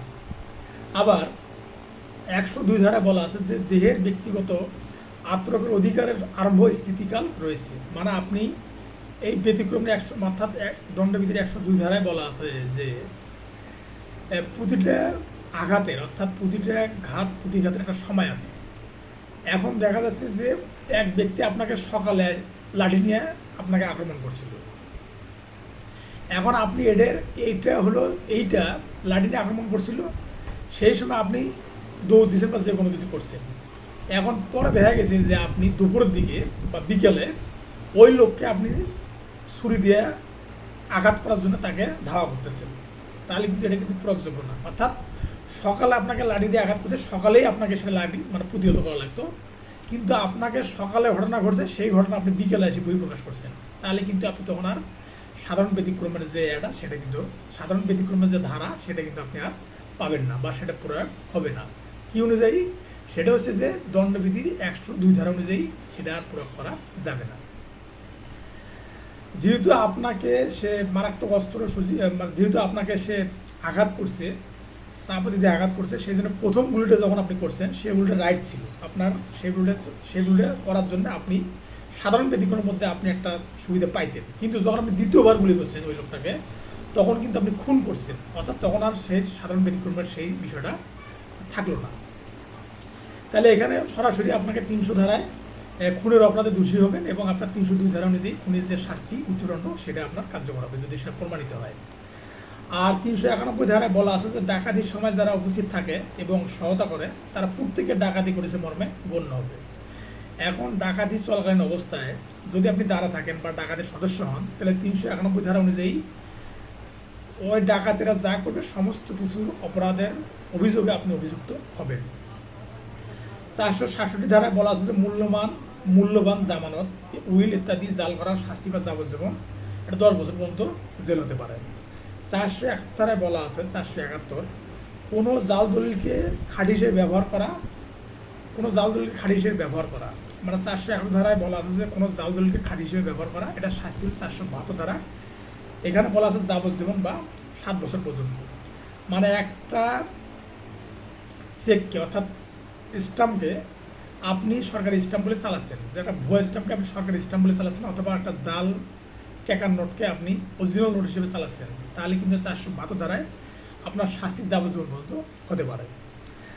আর 301 ধারায় আপনি এক ব্যক্তিকে হত্যা করার জন্য পরিকল্পনা করছেন, কিন্তু কালের বিবর্তন বা ঘটনাক্রমে বা পরিবেশের পরিস্থিতির উপর ভিত্তি করে অন্য এক ব্যক্তি নিহত হয়েছে। মানে আপনি যে ব্যক্তিকে গুলি করছেন সেই ব্যক্তিকে না লেগে সেগুলোটা অন্য একজন ব্যক্তিকে গুলিটা লেগেছে এবং সেই ব্যক্তিটা মারা গেছে, তাহলে কিন্তু আপনি খুনের দায়ে অভিযুক্ত হবেন। হয়তোবা আপনার অভিষ্টটা মিস হয়ে গেছে, মানে আপনার যে লক্ষ্য ছিল অভিষ্ট লক্ষ্য সেটা মিস হয়েছে, কিন্তু সেই জন্য আপনি খুনের দায় এড়াতে পারবেন না, সেটা বলা আছে 301 ধারাতে। সেখানে কি বলা আছে? যে ব্যক্তির মৃত্যু ঘটানোর ইচ্ছে ছিল সেই ব্যক্তি ছাড়া অন্য ব্যক্তি মৃত্যু ঘটিয়ে নরহত্যা সংঘটিত হলে অপরাধী যে ব্যক্তির মৃত্যু ঘটানোর ইচ্ছে করেছিল সেই ব্যক্তির মৃত্যু ঘটলে যেরূপ অপরাধ হবে এই ক্ষেত্রেও সেরূপ হবে। অর্থাৎ আপনি কিন্তু এখানে মৃত্যু সংগঠনের দায় এড়াতে পারবেন না। আর 93 ধারায় বলা আছে যদি কোনো ব্যক্তির উপকারার্থে কোনো সংবাদ দেওয়া হয় তাহলে যে ব্যক্তির সংবাদ পেয়ে কোনো ক্ষতির সম্মুখীন হয় সেটা অপরাধ বলে গণ্য হবে না। এখন ডাক্তার আপনাকে বললো যে আপনি আর বাঁচবেন না, এখন আপনি এই কথা শুনে আপনি স্টপ করছেন, তাহলে এখানে কিন্তু ডাক্তার কোনো অপরাধ করেনি। এটা দণ্ডবিধির সাধারণ ব্যতিক্রমে 93 ধারা অনুযায়ী ডাক্তার কোনো অপরাধ করেনি। মানে সরল বিশ্বাস অর্থাৎ এই জন্যে কানে চিনলি গেল, এই কথাটা এখানে প্রতিফলন ঘটেছে দণ্ডবিধি 93 ধারাতে। 111 ধারায় বলা আছে যে সহায়তাকৃত কাজ হতে ভিন্ন কাজ করলে সহায়তাকারী প্রত্যক্ষভাবে দায়ী হবে। ঘরে আগুন না দিয়ে চুরি করেছে, এখন কাজ সংগঠিত হবে সেই অনুযায়ী বিচার হবে। মানে আপনি এক ছোট বাচ্চাকে বলছেন যে অমুকের ঘরে আগুন ধরা দাও, এখন এই ছোট ব্যক্তি বা কোনো ব্যক্তি ওর ঘরে আগুন না দিয়ে সে কী করছে, কি ওর ঘর থেকে একটা স্বর্ণের আংটি অথবা স্বর্ণের দুল অথবা স্বর্ণের বালা সে চুরি করে আনছে, তাহলে এই অপরাধের দায়ে আপনি দোষী হবেন কিনা? অবশ্যই এটা দোষী হবেন, কারণ আপনি তাকে অপরাধ করার জন্য পরামর্শ দিচ্ছেন। এখন সে ভিন্ন কোনো অপরাধ করছে, সেই জন্য আপনি দায় এড়াতে, অপরাধের দায় এড়াতে পারেন না, এবং এই জন্য অবশ্যই আপনার 111 ধারা অনুযায়ী আপনিও এই যে আপনি যে তাকে পরামর্শ দিচ্ছেন বা সহায়তা করছেন, এই জন্য আপনি অভিযুক্ত হবেন। অর্থাৎ আপনি একটা বিষয় বলছেন, কিন্তু অন্য বিষয়ে সে একটা অপরাধ করার জন্য বলছেন, সে অন্য অপরাধ করছে। সে যে অপরাধে করুক, সে অপরাধের জন্য অবশ্যই আপনার শাস্তি হবে অপরাধের সহায়তাকারী হিসেবে। 108 ধারা 3 নম্বর ব্যাখ্যায় বলা আছে, যে অপরাধ করতে যে ব্যক্তিকে সহায়তা করা হয় সেই ব্যক্তির আইনত সক্ষম হওয়ার দরকার নেই। মানে আপনি যে ব্যক্তি, অর্থাৎ আমরা যে টিভিতে দেখি মাঝে মাঝে যে হলো একটা খেলনা পিস্তল দিয়ে, অর্থাৎ একটা খেলনা পিস্তল দিয়ে এখন বলতেছে যে তুমি আমাকে গুলি করো। তো এখন এক লোক এখন সে বুদ্ধি করে সে করছে কি, সে অরিজিনাল একটা পিস্তল দিয়েছে, এখন দিয়ে বলতেছে বাবা গুলি করো। তখন এই ছোটো বাচ্চাটা কী করছে, তখন গুলি করছে। তো গুলি, এই যে খুন করার দায়, অর্থাৎ গুলি করে হত্যা করার দায়, সে কিন্তু অভিযুক্ত হবে, সে ছোটো বাচ্চা হোক আর যেই হোক। যদিও বলা আছে 82 নম্বর ধারায় যে 0 থেকে 9 বছরের মধ্যে যদি কোনো অপরাধ সংঘটিত হয় সেটা অপরাধ হিসেবে গণ্য হবে না। আবার 30 ধারাতে বলা আছে যে 9 বছরের বেশি 13 বছরের কম অপ্রকৃতি সুস্থ, অর্থাৎ পাগল টাইপের কোনো ব্যক্তি যদি কোনো অপরাধ করে সেটা অপরাধ বলে গণ্য হবে না। কিন্তু এই ক্ষেত্রে অপরাধের বয়স বা অপরাধী যে এই অপরাধ সম্পর্কে জ্ঞান আছে কি না আছে সেটা দেখা যাবে না। সেটা সাধারণ ব্যতিক্রমের মধ্যে, মানে অর্থাৎ 108 ধারায় 108 ধারায় যে অপরাধের সহায়তা বা অপরাধকৃত কাজের যে ফলাফল, এই বিষয়ে এখানে বলা আছে যে সেই ব্যক্তির আইন সক্ষমতা হওয়ার কোনো দরকার নেই। মানে অর্থাৎ সে আইন বোঝে কি না বোঝে সেটার কোনো দরকার নেই। পরবর্তীতে ওই শিশুটা এই গুলি করা, অর্থাৎ খেলনা পিস্তল ভেবে গুলি করার কারণে যখন হত্যা করে, সেই হত্যার দায়ে কিন্তু তার জেল হয় 20 বছর। আমরা দেখি সিনেমার মধ্যে মাঝে মাঝে দেখি এই ধরনের ঘটনা ঘটায়। আর 436 ধারায় বলা আছে যে 436 ধারায় বলা আছে, যদি আপনি কোনো ঘর, তাঁবু বা কোনো কিছু পেট্রোল বা অ্যাসিড, মানে পেট্রোল দিয়ে যদি আগুন ধরে দেন, তো সেটা শাস্তি হবে 436 ধারায়, এটা শাস্তি হবে 10 বছর পর্যন্ত এবং ক্ষতিপূরণ হবে। তো 436 ধারায় বলা আছে যে আপনি যদি কোথাও কোনো বস্তুতে আগুন ধরে দেন পেট্রোল দিয়ে বা কেরোসিন দিয়ে, তাহলে এটা শাস্তি হবে 436 ধারায় 10 বছর পর্যন্ত। বা ঘর বা অন্য কোনো বস্তু ধ্বংস করার জন্য যদি আগুন দেন এবং সেটা যদি অপরাধমূলক কাজে যদি সম্পৃক্ত হয়, তাহলে এটা শাস্তি হবে 10 বছর পর্যন্ত। এটা বলা আছে 436 ধারাতে। তো 300 ধারায় 4 নম্বর ব্যাখ্যায় বলা আছে, যে কাজের ফলে মৃত্যুর সম্ভাবনা জানা সত্ত্বেও সেই কাজ করে মৃত্যু ঘটায়, তখন 302 ধারায় শাস্তি মৃত্যুদণ্ড। বা আবার 299 ধারায় 1 নং ব্যাখ্যা, মানে এটা বিষয়টা হলো এইরকম যে 300 ধারায় 4 নম্বর সত্ত্বে বলা হয়েছে যে কাজের ফলে মৃত্যুর সম্ভাবনা জানা সত্ত্বেও সেই কাজ করে মৃত্যু ঘটায়। তো 300 ধারায় 4 নম্বর সত্ত্বে বলা আছে যে মৃত্যু কোনটা হবে, মানে আপনি জানেন যে লোকটা মারা যাবে এবং এটা জেনে আপনি সেই কাজটা মানে সেই কাজটা করছেন। যদি এই ধরনের কোনো কাজ করেন তাহলে 302 ধারায় শাস্তি মৃত্যুদণ্ড, বা 302 ধারায় শাস্তি মৃত্যুদণ্ড। কিন্তু এটা আবার ব্যতিক্রম আছে। সেটা কি, যে 299 ধারায় 1 নম্বর ব্যাখ্যায় বলা আছে, যে ব্যক্তি অসুস্থ, রোগ বা দৈহিক অপারগতায় ভুগছে, তার দৈহিক জখম করে মৃত্যু ত্বরান্বিত করলে মৃত্যু ঘটানো অপরাধ হয়েছে বলে বিবেচনা করা হবে। রোগ বিষয়ে অবগত না থেকে আঘাত করলে খুনের অপরাধে দোষী হবে না, তখন সেটা হবে অপরাধজনক নরহত্যা। মানে আপনি জানেন যে ওই লোকটাকে আঘাত করলে লোকটা মারা যাবে, জানার পরে আপনি লোকটাকে আঘাত করছেন, তাহলে 304 ধারায় এটা আপনি খুন করছেন। 304 ধারায় ব্যাখ্যা অনুযায়ী 300 ধারার 4 নম্বর সত্য অনুযায়ী আপনি খুন করছেন। আবার 299 ধারায় বলা আছে, 1 নম্বর ব্যাখ্যায় বলা আছে, যে ব্যক্তি অসুস্থ বা দৈহিক অপারগতায় ভুগতেছে, তাকে যদি আপনি আঘাত করেন, জেনে যদি আঘাত করেন, তাহলে এটা খুন হবে। আর যদি না জেনে আঘাত করেন তাহলে অপরাধজনক নরহত্যা হিসেবে গণ্য হবে। তো 351 ধারায় বলা আছে আক্রমণ, যেটাকে অ্যাসল্ট বলা হয়। অপরাধমূলক বল প্রয়োগের সম্ভাবনা তৈরি হলে তাকে আক্রমণ বলে। মানে অপরাধমূলক বল প্রয়োগের সম্ভাবনা তৈরি হলে তাকে আক্রমণ বলে। এটা মূলত ভঙ্গি বা প্রস্তুতির মাধ্যমে করা হয়। এটা শাস্তি হবে 2 বছর, অর্থদণ্ড বা অভয়দণ্ড হতে পারে। 403 ধারা বলা আছে অসাধুভাবে সম্পত্তি আত্মসাৎকরণ, শাস্তি 2 বছর, বিনাশ্রম বা সশ্রম অথবা অর্থদণ্ড উভয় হতে পারে। তো তাহলে 403 ধারায় অসাধুভাবে সম্পত্তি আত্মসাৎ করণ, শাস্তি 2 বছর। 405 ধারায় অপরাধমূলক বিশেষ ভঙ্গ, আর শাস্তি হবে 406 ধারায় 3 বছর অর্থদণ্ড বা উভয়দণ্ড। 503 ধারায় মানে 403, 405, 503, 503 প্লাস অপরাধমূলক বিধি প্রদর্শন, এটা শাস্তি হবে 506 ধারায় 2 বছর বা অর্থদণ্ড বা উভয়। তার মানে 403 ধারা অসাধুভাবে সম্পত্তি আত্মসাৎ, শাস্তি 2 বছর, এটা বিনাশ্রম বা সশ্রম হতে পারে বা অর্থদণ্ড হতে পারে। আর 503 ধারায় অপরাধমূলক ভীতি প্রদর্শন, এটা শাস্তি 506 ধারায়, এটা 2 বছর বা অর্থদণ্ড বা উভয়দণ্ড। আর 445 ধারায় বলা আছে যে অপরাধ গৃহপ্রবেশ, অপরাধ গৃহপ্রবেশ 6 প্রকার, এটা শাস্তি বলা আছে 453 ধারায় 2 বছর, অর্থদণ্ড বা উভয়দণ্ড হতে পারে। তারপর 163 ধারায় বলা আছে ঘুষ গ্রহণ, মানে ঘুষ গ্রহণের শাস্তি। 463 ধারা যদি সরকারি কর্মকর্তা যদি ঘুষ গ্রহণ করে এটা শাস্তি হবে 463 ধারায়। 463 ধারায় যদি সরকারি কর্মচারী ঘুষ গ্রহণ করে তাহলে এটা যদি এটা বলা আছে 463 ধারায়, 163 ধারায়, এবং এটা শাস্তি সম্পর্কে বলা আছে 164 ধারায়, এটা 3 বছর। মানে যদি সরকারি কোনো কর্মকর্তা কর্মচারী যদি ঘুষ নেয় তাহলে তার শাস্তি হবে 164 ধারায় 3 বছর বিনাশ্রম কারাদণ্ড বা সশ্রম কারাদণ্ড হতে পারে। আর 395 ধারায় বলা আছে যে ডাকাতির জন্য শাস্তি, অর্থাৎ মানে যদি ডাকাতি করেন, 391 ধারা যদি ডাকাতি করেন বা ডাকাতি সংগঠনের চেষ্টা করেন তাহলে শাস্তি হবে 395 ধারায়, এটা শাস্তি হবে যাবজ্জীবন বা 10 বছর পর্যন্ত। আর 412 ধারায় বলা আছে যে ডাকাতির মাধ্যমে চুরিকৃত মাল অসাধুভাবে গ্রহণ করা, শাস্তি যাবজ্জীবন বা 10 বছর। তাহলে 395 ধারায় যদি আপনি ডাকাতি করার প্রস্তুতি নেন বা ডাকাতি করেন তাহলে এটা শাস্তি হবে যাবজ্জীবন বা 10 বছর। আবার 412 ধারায় যদি আপনি ডাকাতির মাধ্যমে চুরিকৃত মালামাল গ্রহণ করেন সেটা শাস্তি হবে যাবজ্জীবন বা 10 বছর। তার মানে 395 ধারা এবং 412 ধারা মানে ডাকাতির প্রস্তুতি নিচ্ছেন বা ডাকাতি করতেছেন সেটার শাস্তি, এবং 412 ধারা ডাকাতির মাধ্যমে চুরিকৃত মালামাল গ্রহণ করলে ঠিক একই শাস্তি। তাহলে ডাকাতি করা এবং ডাকাতির মালামাল নেওয়া সমান শাস্তি, 412 এবং 395 ধারা।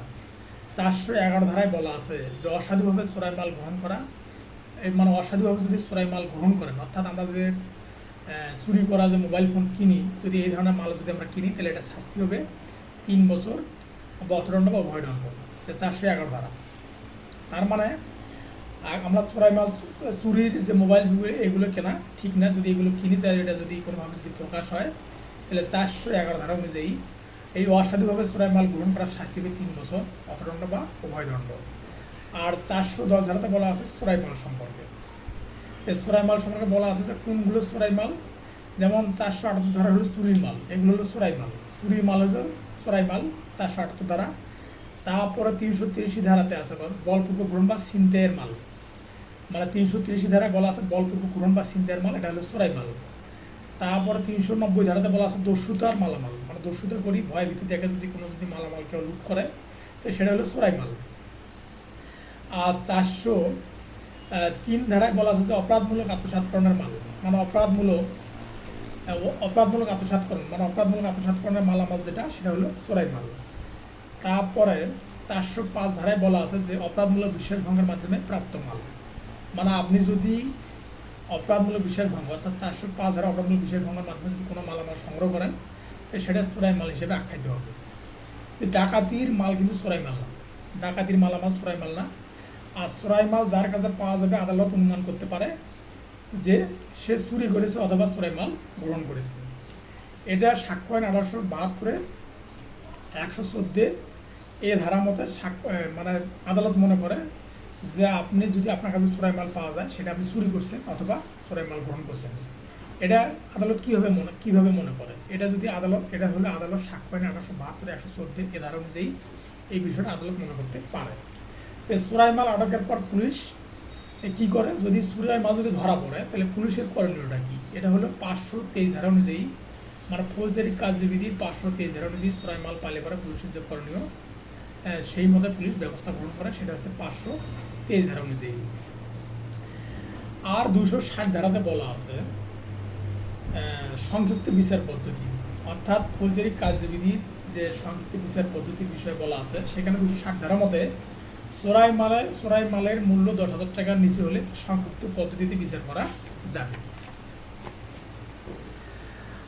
আর 269 ধারা মতে যে ব্যক্তি বেআইনিভাবে বা অবহেলামূলকভাবে এমন কোনো কাজ করে যার দ্বারা জীবন বিপন্নকারী রোগের সংক্রমণ বিস্তার করার আশঙ্কা রয়েছে।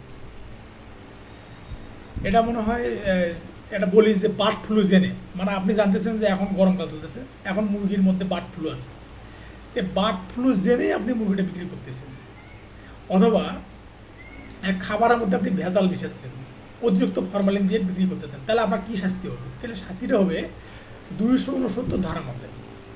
269 ধারা মতে শাস্তিটা হবে যে আপনি বেআইনিভাবে বা অবহেলামূলকভাবে এমন কোনো কাজ করে যাচ্ছেন যার দ্বারা মানব জীবন বিপন্নকারী রোগের সংক্রমণ বিস্তার করার আশঙ্কা রয়েছে, এবং যার জন্যে জীবন বিপন্ন রোগের আশঙ্কা রয়েছে জানা সত্ত্বেও বা তার বিশ্বাস করার কারণ থাকা সত্ত্বেও তা আপনি করে যাচ্ছেন, সেই ব্যক্তি কীরকম কারাদণ্ড হবে? তার 6 মাস পর্যন্ত জেল অথবা অর্থদণ্ড, উভয়দণ্ড হতে পারে।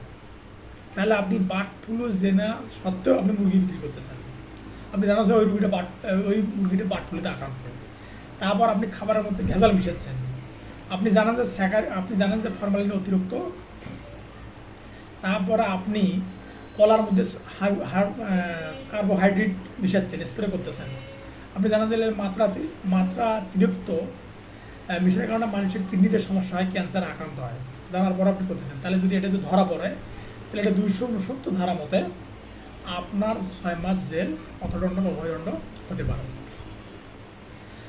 আর 333 ধারা যে বলছিলাম প্রথমে, যে সরকারি কর্মচারীকে তার কর্তব্য পালনে বাধা দান করার জন্য ইচ্ছাকৃতভাবে আঘাত করা, এটা শাস্তি হবে 10 বছর বা অর্থদণ্ড। আর 279 ধারাতে বলা আছে যে ব্যক্তি ব্যাপকভাবে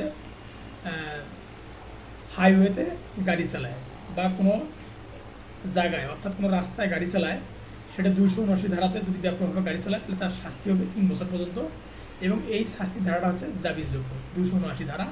আর এই ধারার সাথে সামঞ্জস্য রয়েছে দণ্ডবিধি 304-এর বি ধারা, অবহেলায় মৃত্যু ঘটানো, যেটা হচ্ছে অবহেলায় মৃত্যু ঘটানো, সেটা 304-এর এ ধারা।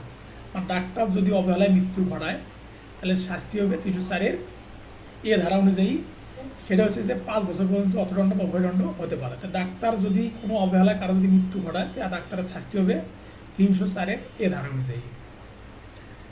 তারপর 471 ধারায় বলা আছে দলিলটি জাল জেনেও আসল ব্যবহার করা, এটা শাস্তি হবে 472 ধারায়, এটা শাস্তি হবে যাবজ্জীবন বা অর্থদণ্ড। আর 330 ধারায় আছে বলপূর্বক গ্রহণ বা ছিনতাই বা চাঁদাবাজি। আমরা জানি যে ছিনতাই হয়, চাঁদাবাজি হয়, বলপূর্বক গ্রহণ, এটা ধারা হচ্ছে 330 ধারা। আর এই ধারার উপাদান হচ্ছে যে ইচ্ছাকৃতভাবে ভয় দেখানো হবে, মানে অর্থাৎ যখন ছিনতাই করবে বা বলপূর্বক গ্রহণ করবে তখন ইচ্ছাকৃতভাবে ভয় দেখাবে, মানে যে কোনো ক্ষতি করার ভয় দেখাবে, এবং কোনো সম্পত্তি বা মূল্যবান জামানত হস্তান্তর করতে প্রবৃত্ত করবে, মানে দিতে বাধ্য করবে আর কি। আর 191 ধারা মিথ্যা সাক্ষ্য দান করা, আর এই 191 ধারা মিথ্যা সাক্ষ্য দান করার জন্য 193 ধারায় 2 ধরনের শাস্তি আছে। এখন আপনি মিথ্যা সাক্ষ্য দান করছেন, সেটা যদি বিচারিক হয় তাহলে শাস্তি হবে 7 বছর পর্যন্ত। আর ওটা যদি কোনো দণ্ডের বা কোনো যদি আপনি এমন একটা মিথ্যা সাক্ষ্য দান করছেন যেটা বিচারিক কার্যক্রমে দণ্ডের জন্য ব্যবহৃত হচ্ছে, তাহলে ওটা শাস্তি হবে 3 বছর পর্যন্ত। 3 বছর পর্যন্ত এটা এবং অর্থদণ্ড বা উভয়দণ্ড হতে পারে। তাহলে আপনি যদি 191 ধারা যদি মিথ্যা সাক্ষ্য দেন, এটা হলো শাস্তি হবে 193 ধারা অনুযায়ী। এটা শাস্তি হবে 2 ধরনের, একটা হলো বিচারিক কার্যক্রমে, মানে বিচার বিভাগীয় কোনো মামলায় যদি আপনি সাক্ষ্য দেন তাহলে সেটা শাস্তি হবে 7 বছর। আর যদি বিচারিক কার্যক্রম অর্থাৎ নর্মাল বিচার, যেটা কাউকে দণ্ডিত করার জন্য যদি হয় তাহলে সেটা শাস্তি হবে 3 বছর পর্যন্ত এবং অর্থদণ্ড বা উভয়দণ্ড হতে পারে। আর 467 ধারায় রাত্রিকালে শীত কেটে গৃহবধূর শাস্তি হবে 14 বছর পর্যন্ত অর্থদণ্ড। মানে যদি 457 ধারায় আপনি যদি কোনো ঘরে যদি প্রবেশ করেন, মানে অর্থাৎ ঘরের মাটি সরিয়ে যদি প্রবেশ করেন তাহলে রাত্রিকালে, তাহলে সেটা শাস্তি হবে 14 বছর পর্যন্ত।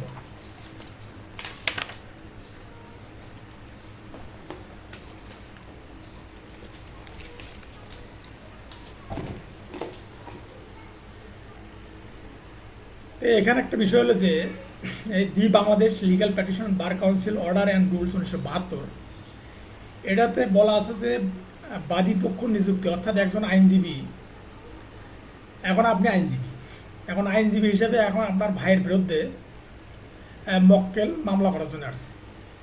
এখন আপনি সেই মক্কেলকে বলেন নাই যে যার বিরুদ্ধে আপনি মামলা করতেছেন সে আমার ভাই, তাহলে আপনি কী ধরনের অপরাধ করছেন, এটা হলো মূল বিষয়।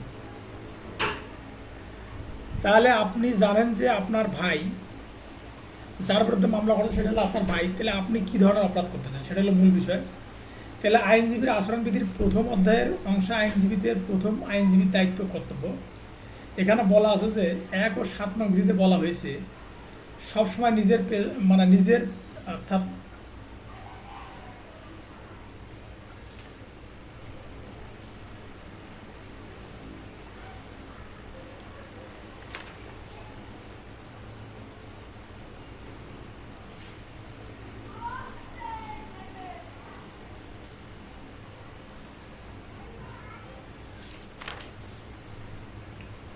এখানে বিষয় হলো যেটা, সেটা হচ্ছে যে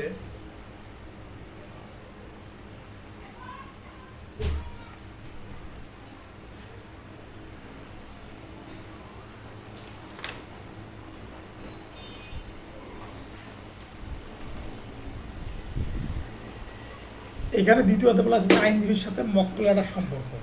মানে প্রথমে হলো ক্যাননস অফ প্রফেশনাল কন্ডাক্ট অ্যান্ড এটিকুইটি, এটা হলো 4টে অধ্যায় আছে। এই 4টে অধ্যায়ের প্রথম অধ্যায়টা দেওয়া আছে যে আইনজীবীর সাথে আইনজীবীর একটা সম্পর্ক, এবং এখানে বলা আছে যে 11টা বিধি আছে। এবং দ্বিতীয়টা হচ্ছে আইনজীবীর সাথে মক্কেলের সম্পর্ক, এখানে 14টা বিধি আছে। এবং তৃতীয় অধ্যায়টা হচ্ছে যে আইনজীবীর সাথে আদালতের সম্পর্ক, এটা আছে 9টা বিধি। এবং আইনজীবীর সাথে জনগণের সম্পর্ক, এটা আছে 8টা বিধি। তাহলে canons of professional of conduct and etiquette, এই 4টে অধ্যায়ের দ্বিতীয় অধ্যায় আছে আইনজীবীর সাথে মক্কেলের সম্পর্ক। এখানে 3 নম্বর বিধিতে বলা আছে যে প্রতিপক্ষের কোনো বিষয় প্রকাশ না করা, অর্থাৎ প্রতিপক্ষের সঙ্গে অ্যাডভোকেটের কোনো সম্পর্ক থাকলে ও মামলা বিষয়বস্তুর সঙ্গে তার কোনো স্বার্থ জড়িত থাকলে এই বিষয়ে আগে প্রকাশ না করে কোনো কাজ বা মামলা গ্রহণ করা যাবে না। তো এখন বিষয় হলো যে যার বিরুদ্ধে মামলা করতে সেটা আপনার ভাই, এখন আপনি সেটা মক্কেলকে বলেন নাই যে এটা আমার ভাই, তাহলে আপনি কিন্তু canons of profession of conduct and etiquette, canons of professional conduct and etiquette 2 অধ্যায়ের 3 নম্বর বিধিটা আপনি ভঙ্গ করছেন। তো এটার জন্য কিন্তু ট্রাইব্যুনালে আপনার জন্য শাস্তি হতে পারে, এবং এই ট্রাইব্যুনালের শাস্তিটা হবে সেটা হচ্ছে যে আপনার সার্টিফিকেটটা স্থগিত করতে পারে, বাতিল করতে পারে বা প্রত্যাহার করতে পারে। এটা হচ্ছে শাস্তি 32-এর 1 ধারা অনুযায়ী। আর 33 ধারা অনুযায়ী এটা ট্রাইব্যুনালে যাবে। আর একটা বিষয় বলি, সেটা হচ্ছে যে এখন আপনার আদালতে 2 জন আইনজীবী একটা কেসের হিয়ারিং করতেছেন। তেমন হিয়ারিং করা অবস্থায় এখন একটা বিষয় আপত্তি উত্থাপিত হয়ে একজন উকিল আর একজন উকিলকে বলতেছে যে আপনি তো এই বিষয় কিছু জানেন না, মানে আপনার তর্কাতর্কি শুরু করছেন। এই তর্কাতর্কি করতে পর লাস্টে আপনি হাতাহাতি করতেছেন আদালতের মধ্যে। এটা কিছুদিন আগে ঢাকা জজ কোর্টে এই ধরনের ঘটনা ঘটেছে। তা যাই হোক, এখন বিষয় হলে পরে আদালত আপনাকে শান্ত করার জন্য চেষ্টা করতেছে, কিন্তু আপনারা কোনোভাবে শান্ত হচ্ছে না। পরে এক সময় এটা মারামারি হয়ে গেছে। তাহলে আপনারা কি করছেন বা কথা কাটাকাটি হয়ে গেছে, এখন আপনারা কি অপরাধ করছেন, এটা হলো মূল বিষয়। এটা ক্যাননস অফ প্রফেশনাল কন্ডাক্ট অ্যান্ড এটিকুইটি লঙ্ঘন করেছেন। এখানে বলা আছে যে আইনজীবীদের প্রথম অধ্যায়ে বলা আছে যে আইনজীবীর দায়িত্ব কর্তব্য। এখানে আপনারা 1 নম্বর ও 7 নম্বর বিধিতে বলা আছে, অর্থাৎ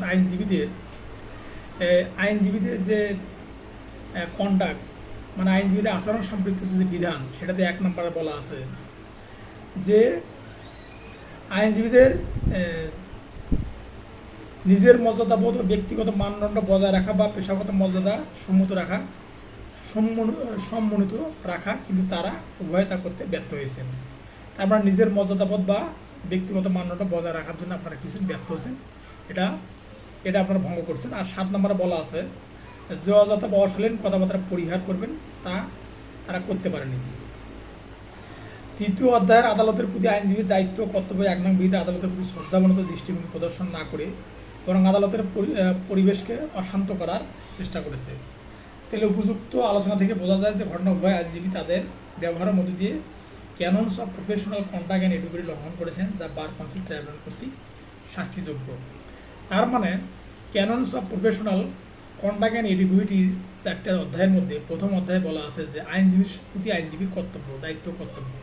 তাহলে আপনারা আদালতের মধ্যে কোনো মামলায় হিয়ারিং বা শুনানি পর্যায়ে কথা কাটাকাটি করতে করতে কথা কাটাকাটি বা তর্ক বিতর্ক করছেন বা এক পর্যায়ে মারামারি, এবং আদালত আপনাদেরকে শান্ত হওয়ার জন্য বলছিলেন, কিন্তু আপনারা শান্ত না হয়ে সেটাকে মারামারি করছেন। তাহলে আপনারা ক্যাননস অফ প্রফেশনাল কন্ডাক্ট অ্যান্ড এটিকুইটির প্রথম অধ্যায়ের 1 নম্বর এবং 7 নম্বর বিধিটা লঙ্ঘন করেছেন। 1 নম্বর বিধিতে বলা আছে যে নিজের মর্যাদাবোধ ও ব্যক্তিগত মানদণ্ড বজায় রাখা ও পেশাগত মর্যাদা বজায় রাখা হচ্ছে আপনাদের দায়িত্ব, কিন্তু সেটা আপনারা করতে পারেন নাই। আর 7 নম্বর হচ্ছে যে অযথা অশালীন কথাবার্তা পরিহার করা, সেটা আপনারা অযথা অশালীন কথাবার্তা বা তর্ক বিতর্ক না করা উচিত ছিল না, কিন্তু আপনারা করেছেন, সেটা আপনারা ভঙ্গ করছেন। আর 3য় অধ্যায়ের আদালতের প্রতি আইনজীবীর প্রতি আদালতের দায়িত্ব কর্তব্য, সেটা আপনারা প্রথমটা আপনারা কী করছেন, ভঙ্গ করছেন। সেটা 1 নম্বরে বলা আছে যে আদালতের প্রতি শ্রদ্ধাবনত দৃষ্টিভঙ্গি প্রদর্শন না করে বরং আদালতের পরিবেশকে অশান্ত করার জন্য চেষ্টা করছেন। সেই জন্য আপনারা কী আপনাদের bar council, Bangladesh legal practitioner bar council order and rules 1972-এর 33 অনুচ্ছেদ অনুযায়ী ট্রাইব্যুনালে এটা আপনারা বিচার হবে বা শাস্তিযোগ্য। এটা 32 1 ধারা অনুযায়ী আপনারা শাস্তিযোগ্য, এটা শাস্তিযোগ্য, এবং ট্রাইব্যুনালে 33 ধারা অনুযায়ী এবং 34 ধারা ট্রাইব্যুনালে কার্যবলী, এবং 36 ধারাতে হচ্ছে আপিল। ট্রাইব্যুনাল যদি কোনো রায় দেয় সেটা আপিল হিসেবে গ্রহণ করা যাবে। একজন অ্যাডভোকেট একটি মাত্র মামলা বাদী বিয়ের পক্ষে নিযুক্ত হন, ওই মামলায় বিবাদী সি অ্যাডভোকেটের শালক। এটা তো বললাম যে আপনার পরিচিত লোকের বিরুদ্ধে বা আপনার আত্মীয়র বিরুদ্ধে কারোর বিরুদ্ধে মামলা করতেছে কোনো এক ব্যক্তি, সেটা আপনি গোপন করছেন, এটা গোপন করা যাবে না। কারণ এখানে 5 নং বিধিতে বলা আছে যে 3 নম্বর বিধিতে বলা আছে যে প্রতিপক্ষের কোনো বিষয়ে প্রকাশ না করা, অর্থাৎ প্রতিপক্ষের সঙ্গে অ্যাডভোকেটের কোনো সম্পর্ক থাকলে সেটা আপনাকে জানাতে হবে। যে যার বিরুদ্ধে আপনি মামলা করতেছেন সে হলে আমার শালা হয় অথবা সম্বন্ধী হয় অথবা আমার ভাই হয়, সেটা আপনাকে বলতে হবে। সেটা যদি না বলেন, সেটা না বলে যদি আপনি মামলা নেন, তাহলে আপনি canons of professional of conduct and এটিকুইটির 2য় অধ্যায়ের অর্থাৎ আইনজীবীর প্রতি মক্কেলের সম্পর্ক, সেখানে দায়িত্ব কর্তব্য, সেখানে আপনি 3 নম্বর বিধিটা ভঙ্গ করেছেন, এবং এই 3 নম্বর বিধিটা ভঙ্গ করার জন্য আপনার ট্রাইব্যুনালে এটা শাস্তিযোগ্য অপরাধ এবং এটার বিচার হবে, এবং সেই অনুযায়ী আপনি শাস্তি পেতে পারেন। আর হলো ট্রাইব্যুনালের শাস্তি হচ্ছে 32, অর্থাৎ Bangladesh legal practitioner bar council order and rules 1972-এর 32-এর 1 ধারা অনুযায়ী যদি কোনো শাস্তি, যদি এই ধরনের কোনো অপরাধ করেন আর যদি সেটা শাস্তি যদি প্রমাণিত হয়, তাহলে আপনার 32-এর 1 ধারা 32-এর 1 অনুচ্ছেদ আদেশ অনুযায়ী আপনার হলো আইন চর্চা স্থগিত করতে পারে, আপনার সার্টিফিকেট বাতিল করতে পারে, আর আপনার সার্টিফিকেট চিরতরে বহিষ্কার করতে পারে। এটা হলো একটা বিষয়। আর 5 নম্বর বিধিতে বলা আছে যে বিরোধী বিষয় ক্রয় করা যাবে না, অর্থাৎ আইনজীবীর প্রতি মক্কেলের যে দায়িত্ব, মানে অর্থাৎ মক্কেলের প্রতি আইনজীবীর দায়িত্ব যে কর্তব্য, এখানে 5 নম্বর বিধিতে বলা আছে যে বিরোধীয় সম্পত্তি ক্রয় করা যাবে না। কোনো অ্যাডভোকেট নিজে বা যে মামলা প্রযুক্ত করেছেন এরকম কোনো মামলা সংক্রান্ত প্রবেট, ফোরক্লোজার ও আদালতের নিলাম প্রক্রিয়া অংশ নিতে বা কোনো সম্পত্তি নিজ নামে বা বেনামে ক্রয় করবেন না। তার মানে আপনি নিলাম হয়ে গেছে একটা জমি, এখন আপনি অ্যাডভোকেট হিসেবে আপনি খবরটা পাইছেন, পাওয়ার পরে আপনি যদি ওই নিলামে জমি ক্রয় আপনি করতে পারবেন না। তারপরে আপনার নামে বা বেনামে, কারণ আপনি ক্রয় করতে পারতেছেন না, ঠিক আছে, কিন্তু আপনি দেখা যাচ্ছে আপনার বইয়ের নামে বা আপনার সন্তান নামে এটা করতে পারবেন না। এটা কত অনুযায়ী, এটা হচ্ছে যে 2য় অধ্যায়ের ক্যাননস অফ প্রফেশনাল কন্ডাক্ট অ্যান্ড এটিকুইটি ভঙ্গের, এটা হলো 2 অধ্যায়ের 5 নম্বর বিধি অনুযায়ী। তারপর 2 নম্বর বিধিতে বলা আছে যে গোপনীয় বিষয়ে বিরোধ পক্ষের আইনজীবী হবেন বা তার মক্কেল গোপনীয়তা রক্ষা করার বিষয়ে বলা আছে। কোনো জড়িত বিষয়ের সঙ্গে ইতিপূর্বে কোনো গোপনীয় তথ্য অবগত হয়ে থাকলে একজন আইনজীবী পূর্বে তার বিরুদ্ধ পক্ষ বিষয়ে নিয়োগ গ্রহণ করবেন না, তবে যিনি পূর্বানুষ্ঠানিকভাবে পূর্ব থেকে যে কাজের জন্য সম্পৃক্ত ছিলেন না ওই বিষয়ে ওই বিনিময় ফি নেবেন। তার মানে বিষয়টা হলো, আপনি ব্যাংকে চাকরি করতেন, তো ব্যাংকের কী কী দুর্বলতা আছে সেগুলো আপনি জানেন।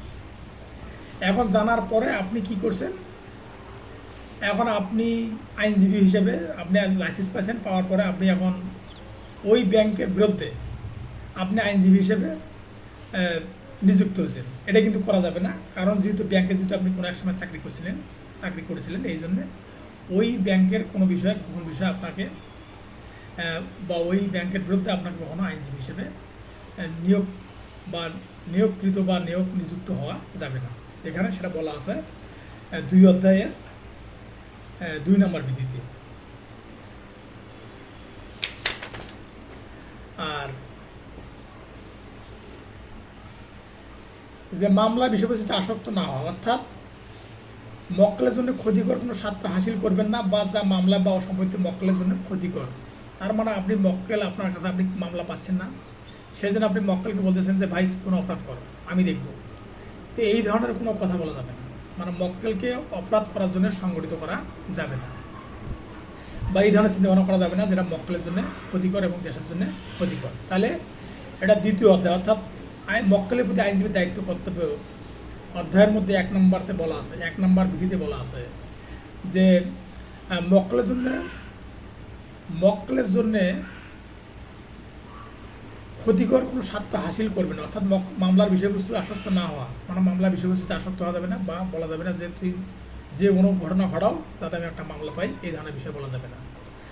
আবার 6 নম্বর, মানে অর্থাৎ 2য় অধ্যায়ে মানে মক্কেলের প্রতি আইনজীবী দায়িত্ব কর্তব্য 6 নং বিধিতে বলা আছে যে নিজের সম্পত্তির সাথে মক্কেলের সম্পত্তি মিশিয়ে ফেলবেন না।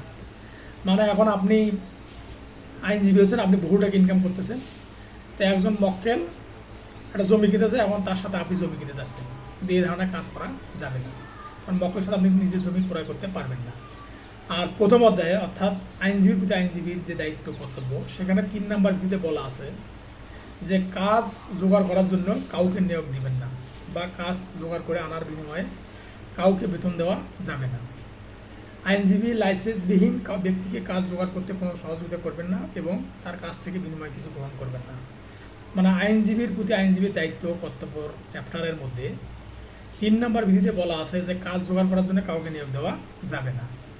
তারপর এখানে আবার বলা আছে 8 নম্বর বিধিতে বলা আছে যে ফি কারোর সঙ্গে ভাগাভাগি করা যাবে না।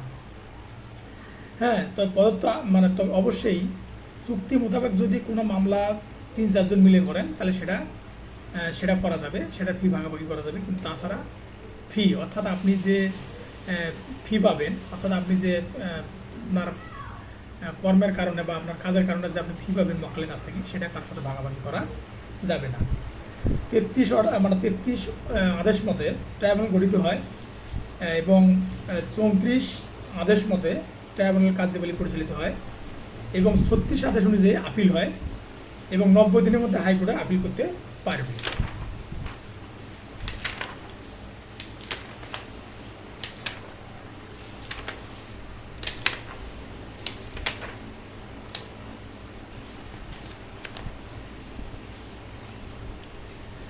তামাদি আইন 1908 এখানে বলা আছে যে তামাদির সময়সীমা বৃদ্ধির আবেদন করতে পারবে। তার মানে তামাদি আইন আমরা জানি যে 1 ধারায় শিরোনাম আছে, 2 ধারাতে সংজ্ঞা আছে এবং 3 ধারাতে বলা আছে খারিজ। তার মানে কোনো মামলা মেয়াদ অন্তে যদি দায়ের করা হয়, অর্থাৎ মামলার মেয়াদ শেষ হয়ে গেছে যদি আপনি দায়ের করেন, তাহলে সেটা কী হয়ে যাবে, কোনো কথা না, ডাইরেক্ট আদালত মামলা খারিজ করে দেবে। তো সেটা যদি মামলা খারিজ করে দেয় তাহলে পরে আপনার তামাদি মেয়াদ শেষ হলে মামলা খারিজ হয়ে যাবে, পরে এটা কিছু করার আপনার নাই। তবে আপনি যদি আপিল, অর্থাৎ 5 ধারায় বলা আছে যে বিলম্ব মৌকুফ, মানে তামাদি আইনের 5 ধারাতে বলা আছে বিলম্ব মৌকুফের সম্পর্কে। বিলম্ব মৌকুফ করা হয় 5টা ক্ষেত্রে, সেটা হচ্ছে আপিল, মানে আপিলের ক্ষেত্রে আপনি বিলম্ব মৌকুফ পাইতে পারেন। তারপরে লিভ টু আপিলের ক্ষেত্রে আপনি বিলম্ব মৌকুফ পাইতে পারেন। তারপর আছে রিভিশনের ক্ষেত্রে আপনি বিলম্ব মৌকুফ পাইতে পারেন, রিভিউর ক্ষেত্রে পাইতে পারেন এবং অন্য দরখাস্তের ক্ষেত্রে আপনি বিলম্ব মৌকুফ পাইতে পারেন। তা সেটা তামাদির সময়সীমা বৃদ্ধির আবেদন করতে পারবো। আচ্ছা, তামাদি অনুযায়ী এখানে যদি আপনি আদালতকে সন্তুষ্ট করতে পারেন যথেষ্ট কারণ দেখিয়ে, তাহলে আদালত আপনার বিলম্ব মওকুফ করতে পারে অথবা করতে না পারে, আবার নাও করতে পারে। মানে তদবির অভাবে যদি মামলা খারিজ হয়, বিশেষ করে দেওয়ানি কার্যবিধি ৯ আদেশের ৯ বিধি মোতাবেক, মানে আপনি মামলা দায়ের করছেন কিন্তু তদবির অভাবে আপনি মামলা যেদিন শুনানি হয় সেদিন আপনি কোর্টে উপস্থিত থাকতে পারবেন না। মামলা আপনি করছেন কিন্তু আপনি কোর্টে উপস্থিত নেই, তখন মামলা কী আছে, খারিজ হয়ে যাবে। এটা কয় তদবির অভাবে মামলা খারিজ।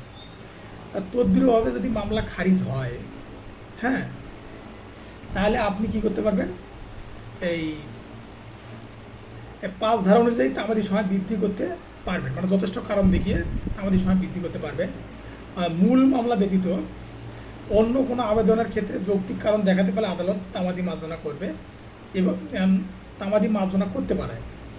তাই একতরফা ডিগ্রি অর্থাৎ তামাদি 30 দিনের মধ্যে না করতে পারলে ৫ ধারা অনুযায়ী বিলম্ব মওকুফের কারণ দেখিয়ে আবেদন করা যাবে। তাহলে 5 ধারাতে কিন্তু আপনি মূল মোকদ্দমার ক্ষেত্রে কিন্তু আপনি তামাদি মওকুফ পাবেন না, বিলম্ব মওকুফ পাবেন না। কিন্তু মূল মোকদ্দমা ব্যতীত appeal, leave to appeal, revision, review এবং অন্যান্য দরখাস্তের ক্ষেত্রে কিন্তু আপনি 5 ধারার সুবিধা বা বিলম্ব মওকুফের সুবিধা পাইতে পারেন। 18 ধারা মতে বলা, 4 ধারা মতে বলা আছে যে মামলা, আপিল বা দরখাস্ত দাখিলের শেষ দিন যদি আদালত বন্ধ থাকে, সেক্ষেত্রে যেদিন আদালত পুনরায় খুলবে সেদিন উক্ত মামলা, আপিল বা দরখাস্ত দায়ের বা দাখিল করা যাবে। তাহলে আদালত বন্ধ থাকার পর যেদিন খুলবে, অর্থাৎ মানে আদালত বন্ধ থাকে দিন, ওই দিন দেখা যায় আপনার তামাদির শেষ দিন। সেক্ষেত্রে আপনার করণীয় কি, যেদিন আদালত খুলবে সেদিনে আপনার তামাদির শেষ দিন হিসেবে আখ্যায়িত হবে। 18 ধারা মতে যে ক্ষেত্রে কোনো ব্যক্তি একটি মামলা বা দরখাস্ত দাখিলের অধিকারী কিন্তু প্রতারণার মাধ্যমে তাকে সেই অধিকারের বিষয়ে বা সত্ত্বের উপর উক্ত অধিকার প্রতিষ্ঠিত তা জানতে দেওয়া হয়নি, অথবা উক্ত অধিকার প্রতিষ্ঠার জন্য যে দলিল প্রয়োজন তা প্রতারণা করে গোপন রাখা হয়েছে, সেই সকল ক্ষেত্রে তামাদির মেয়াদ গণনা শুরু হবে যেদিন বাদী সর্বপ্রথম প্রতারণার কথা জানতে পারবে সেদিন থেকে, অথবা গোপন রাখা দলিল যেদিন সর্বপ্রথম উত্থাপন করতে পারবে, উপর পক্ষের কাছ থেকে দলিলটি যেদিন হাজির করতে বাধ্য করতে পারবে। বা প্রথম তফসিলের 40 অনুচ্ছেদ অনুযায়ী নাবালকের অভিভাবক কর্তৃক কোনো সম্পত্তি হস্তান্তর করা হলে সাবালক হওয়ার 3 বছরে তাকে মোকদ্দমা দায়ের করতে হবে।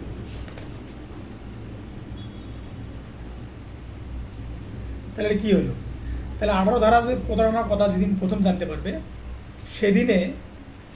সেদিনে মামলা করার কারণ উদ্ভব হবে। কিন্তু এই প্রতারণার কথা জানার জন্য দুটো বিষয় অন্তর্ভুক্ত আছে। সেটা হচ্ছে সর্বপ্রথম প্রতারণার কথা জানতে পারবে যেদিন, সেদিন থেকে। তারপর 2 নম্বর হচ্ছে যে গোপন রাখা দলিল যেদিন সর্বপ্রথম উত্থাপন করতে পারবে সেদিন থেকে এই প্রতারণা মানে অর্থাৎ মামলা করার কারণ উদ্ভব হবে, মানে মামলা করার কারণ উদ্ভব হবে। আর 44 অনুচ্ছেদ অনুযায়ী তামাদি আইনের যে 1 থেকে 130টা অনুচ্ছেদ আছে, সেখানে 44 অনুচ্ছেদ অনুযায়ী নাবালক অভিভাবক কর্তৃক কোনো সম্পত্তি হস্তান্তর করা হলে মানে 3 বছরে তাকে মোকদ্দমা দায়ের করতে হবে। অর্থাৎ যদি নাবালকের সাথে কেউ প্রতারণা করায়, তাহলে নাবালক সাবালক হওয়ার 3 বছরের মধ্যে সে কী করতে পারে, 44 অনুচ্ছেদ অনুযায়ী মোকদ্দমা দায়ের করতে পারবে। তারপর দেওয়ানি কার্যবিধি 48 ধারা বক্তব্য তামাদি আইন 182 অনুচ্ছেদের নিয়ম অনুযায়ী ডিগ্রির তারিখ থেকে আপিল বা রিভিশন দায়ের হয়ে থাকলে তার নিষ্পত্তির দিন থেকে 3 বছরের মধ্যে ডিগ্রিধারী প্রথম দরখাস্ত করতে হয়। মানে আপনি কোনো ডিগ্রি পাইছেন, এখন এই ডিগ্রিধারী দরখাস্ত আপনাকে প্রথমে 3 বছরের মধ্যে করতে হবে। এটা কত অনুচ্ছেদ অনুযায়ী, এটা হচ্ছে 182 অনুচ্ছেদ অনুযায়ী। আবার ওই ডিগ্রিধারীর নোটিশ যদি রেজিস্ট্রিকৃত হয় তাহলে 6 বছরের মধ্যে করতে হবে, এবং 12 বছর পর ডিগ্রিধারীর নোটিশ আবেদন করা যাবে না। তবে বিশেষ ক্ষেত্রে যাবে, সেটা হচ্ছে যে যদি সেই ডিগ্রিধারীতে 12 বছর পর যদি প্রতারণা, জোরপূর্বক বেদখল থাকে, তো 12 বছর পরও আপনি ডিগ্রিধারী করতে পারবেন। এখানে বইয়ের ভাষা বলি যে দেওয়ানি কার্যবিধি 48 ধারার মতো আছে সময়। তাহলে ডিগ্রিধারী 48 ধারার বক্তব্য তামাদি আইন 120 অনুচ্ছেদের নিয়ম মতে ডিগ্রির তারিখ থেকে আপিল বা রিভিশন দায়ের হয়ে থাকলে তা নিষ্পত্তির কোন দিন, নিষ্পত্তির দিন থেকে 3 বছরের মধ্যে ডিগ্রিধারী প্রথম দরখাস্ত করতে হবে। 15 ধারা মতে ডিগ্রিধারী দরখাস্ত মেয়াদ গণনা স্থগিত চলাকালীন সময় বন্ধ থাকবে বা রেজিস্ট্রি হলে 6 বছর। তো 6 ধারা অনুযায়ী যখন কোনো ব্যক্তির বৈধ অপারগতা মৃত্যু পর্যন্ত অব্যাহত থাকে, মানে যদি 6 ধারা অনুযায়ী যদি কোনো ব্যক্তি বৈধ অপারগতা, যেটাকে আমরা নাউজিবিল্লাহ বলি, মানে নাবালক, উন্মাদ, জড়বুদ্ধি, বৈধ অপারগতা বা লিগ্যাল ডিসেবিলিটি যদি হয়, কেউ যদি বৈধ অপারগতায় ভোগে এবং বৈধ অপারগতা থাকতে সেই ব্যক্তি মারা যায়, এবং ওই ব্যক্তি যদি কোনো প্রতিনিধি থাকে, সেও যদি বৈধ অপারগতায় ভোগে এবং বৈধ অপারগতা অবসানের পর 3 বছর পর্যন্ত, 3 বছর পর্যন্ত সে সময় পাবে যে কোনো মোকদ্দমা করার জন্য। আর 24 ধারা অনুযায়ী যে কাজের দ্বারা তাৎক্ষণিক ক্ষতি হয় না কিন্তু ফলস্বরূপ ক্ষতি হয় এবং যে সময় ক্ষতি সংঘটিত হয় সেই সময় হতে মোকদ্দমা করার তামাদি গণনা শুরু হবে। সম্পত্তি হস্তান্তর আইন 182 সালের, অর্থাৎ সম্পত্তি হস্তান্তর আইন 1882 সালের 54 এ ধারা মতে বানা চুক্তিতে বিবাহ চুক্তি উল্লেখ না থাকলে 6 মাসের মধ্যে বিবাহ চুক্তি সম্পাদন করতে হবে। 113 অনুচ্ছেদ মতে চুক্তি কাজের সম্পাদনের অস্বীকৃতি জানালে তারিখ থেকে, অর্থাৎ অস্বীকৃতি জানানোর তারিখ থেকে 1 বছরের মধ্যে চুক্তি বলবৎের মোকদ্দমা করতে হবে। মানে 113 ধারা মতে চুক্তি সম্পাদনের অস্বীকৃতি জানালে অস্বীকৃতি জানার তারিখ থেকে 1 বছরের মধ্যে চুক্তি বলবৎের মামলা করা যাবে, সেটা 113 অনুচ্ছেদ অনুযায়ী। এটার হলো নজির হচ্ছে যে আব্দুল হাদি ব্যাপারী বনাম সাপারউদ্দিন মণ্ডল এবং অন্যান্য। এটা হলো 6 নম্বর বাংলাদেশ বিএলডি আপিলেট ডিভিশন 332 মামলায় আদালত বলেন যে নির্দিষ্ট সময়ের মধ্যে কোর্ট ফি অপূরণীয়তা পূরণ না করলে আর্জি বাতিল হবে। অর্থাৎ আব্দুল হাদি ব্যাপারী বনাম সাপারউদ্দিন মণ্ডল এবং অন্যান্য, এটা হলো 6 বিএলডি আপিলেট ডিভিশন 332 নম্বর মামলায় আপিল আদালত বলেন যে নির্দিষ্ট সময়ের মধ্যে, অর্থাৎ অপূরণীয় কোর্ট ফি, অর্থাৎ যে পর্যাপ্ত পরিমাণ কোর্ট ফি পূরণ করা না হলে সেটা কী হয়েছে, মামলা আর্জি খারিজ বাতিল হয়ে যাবে।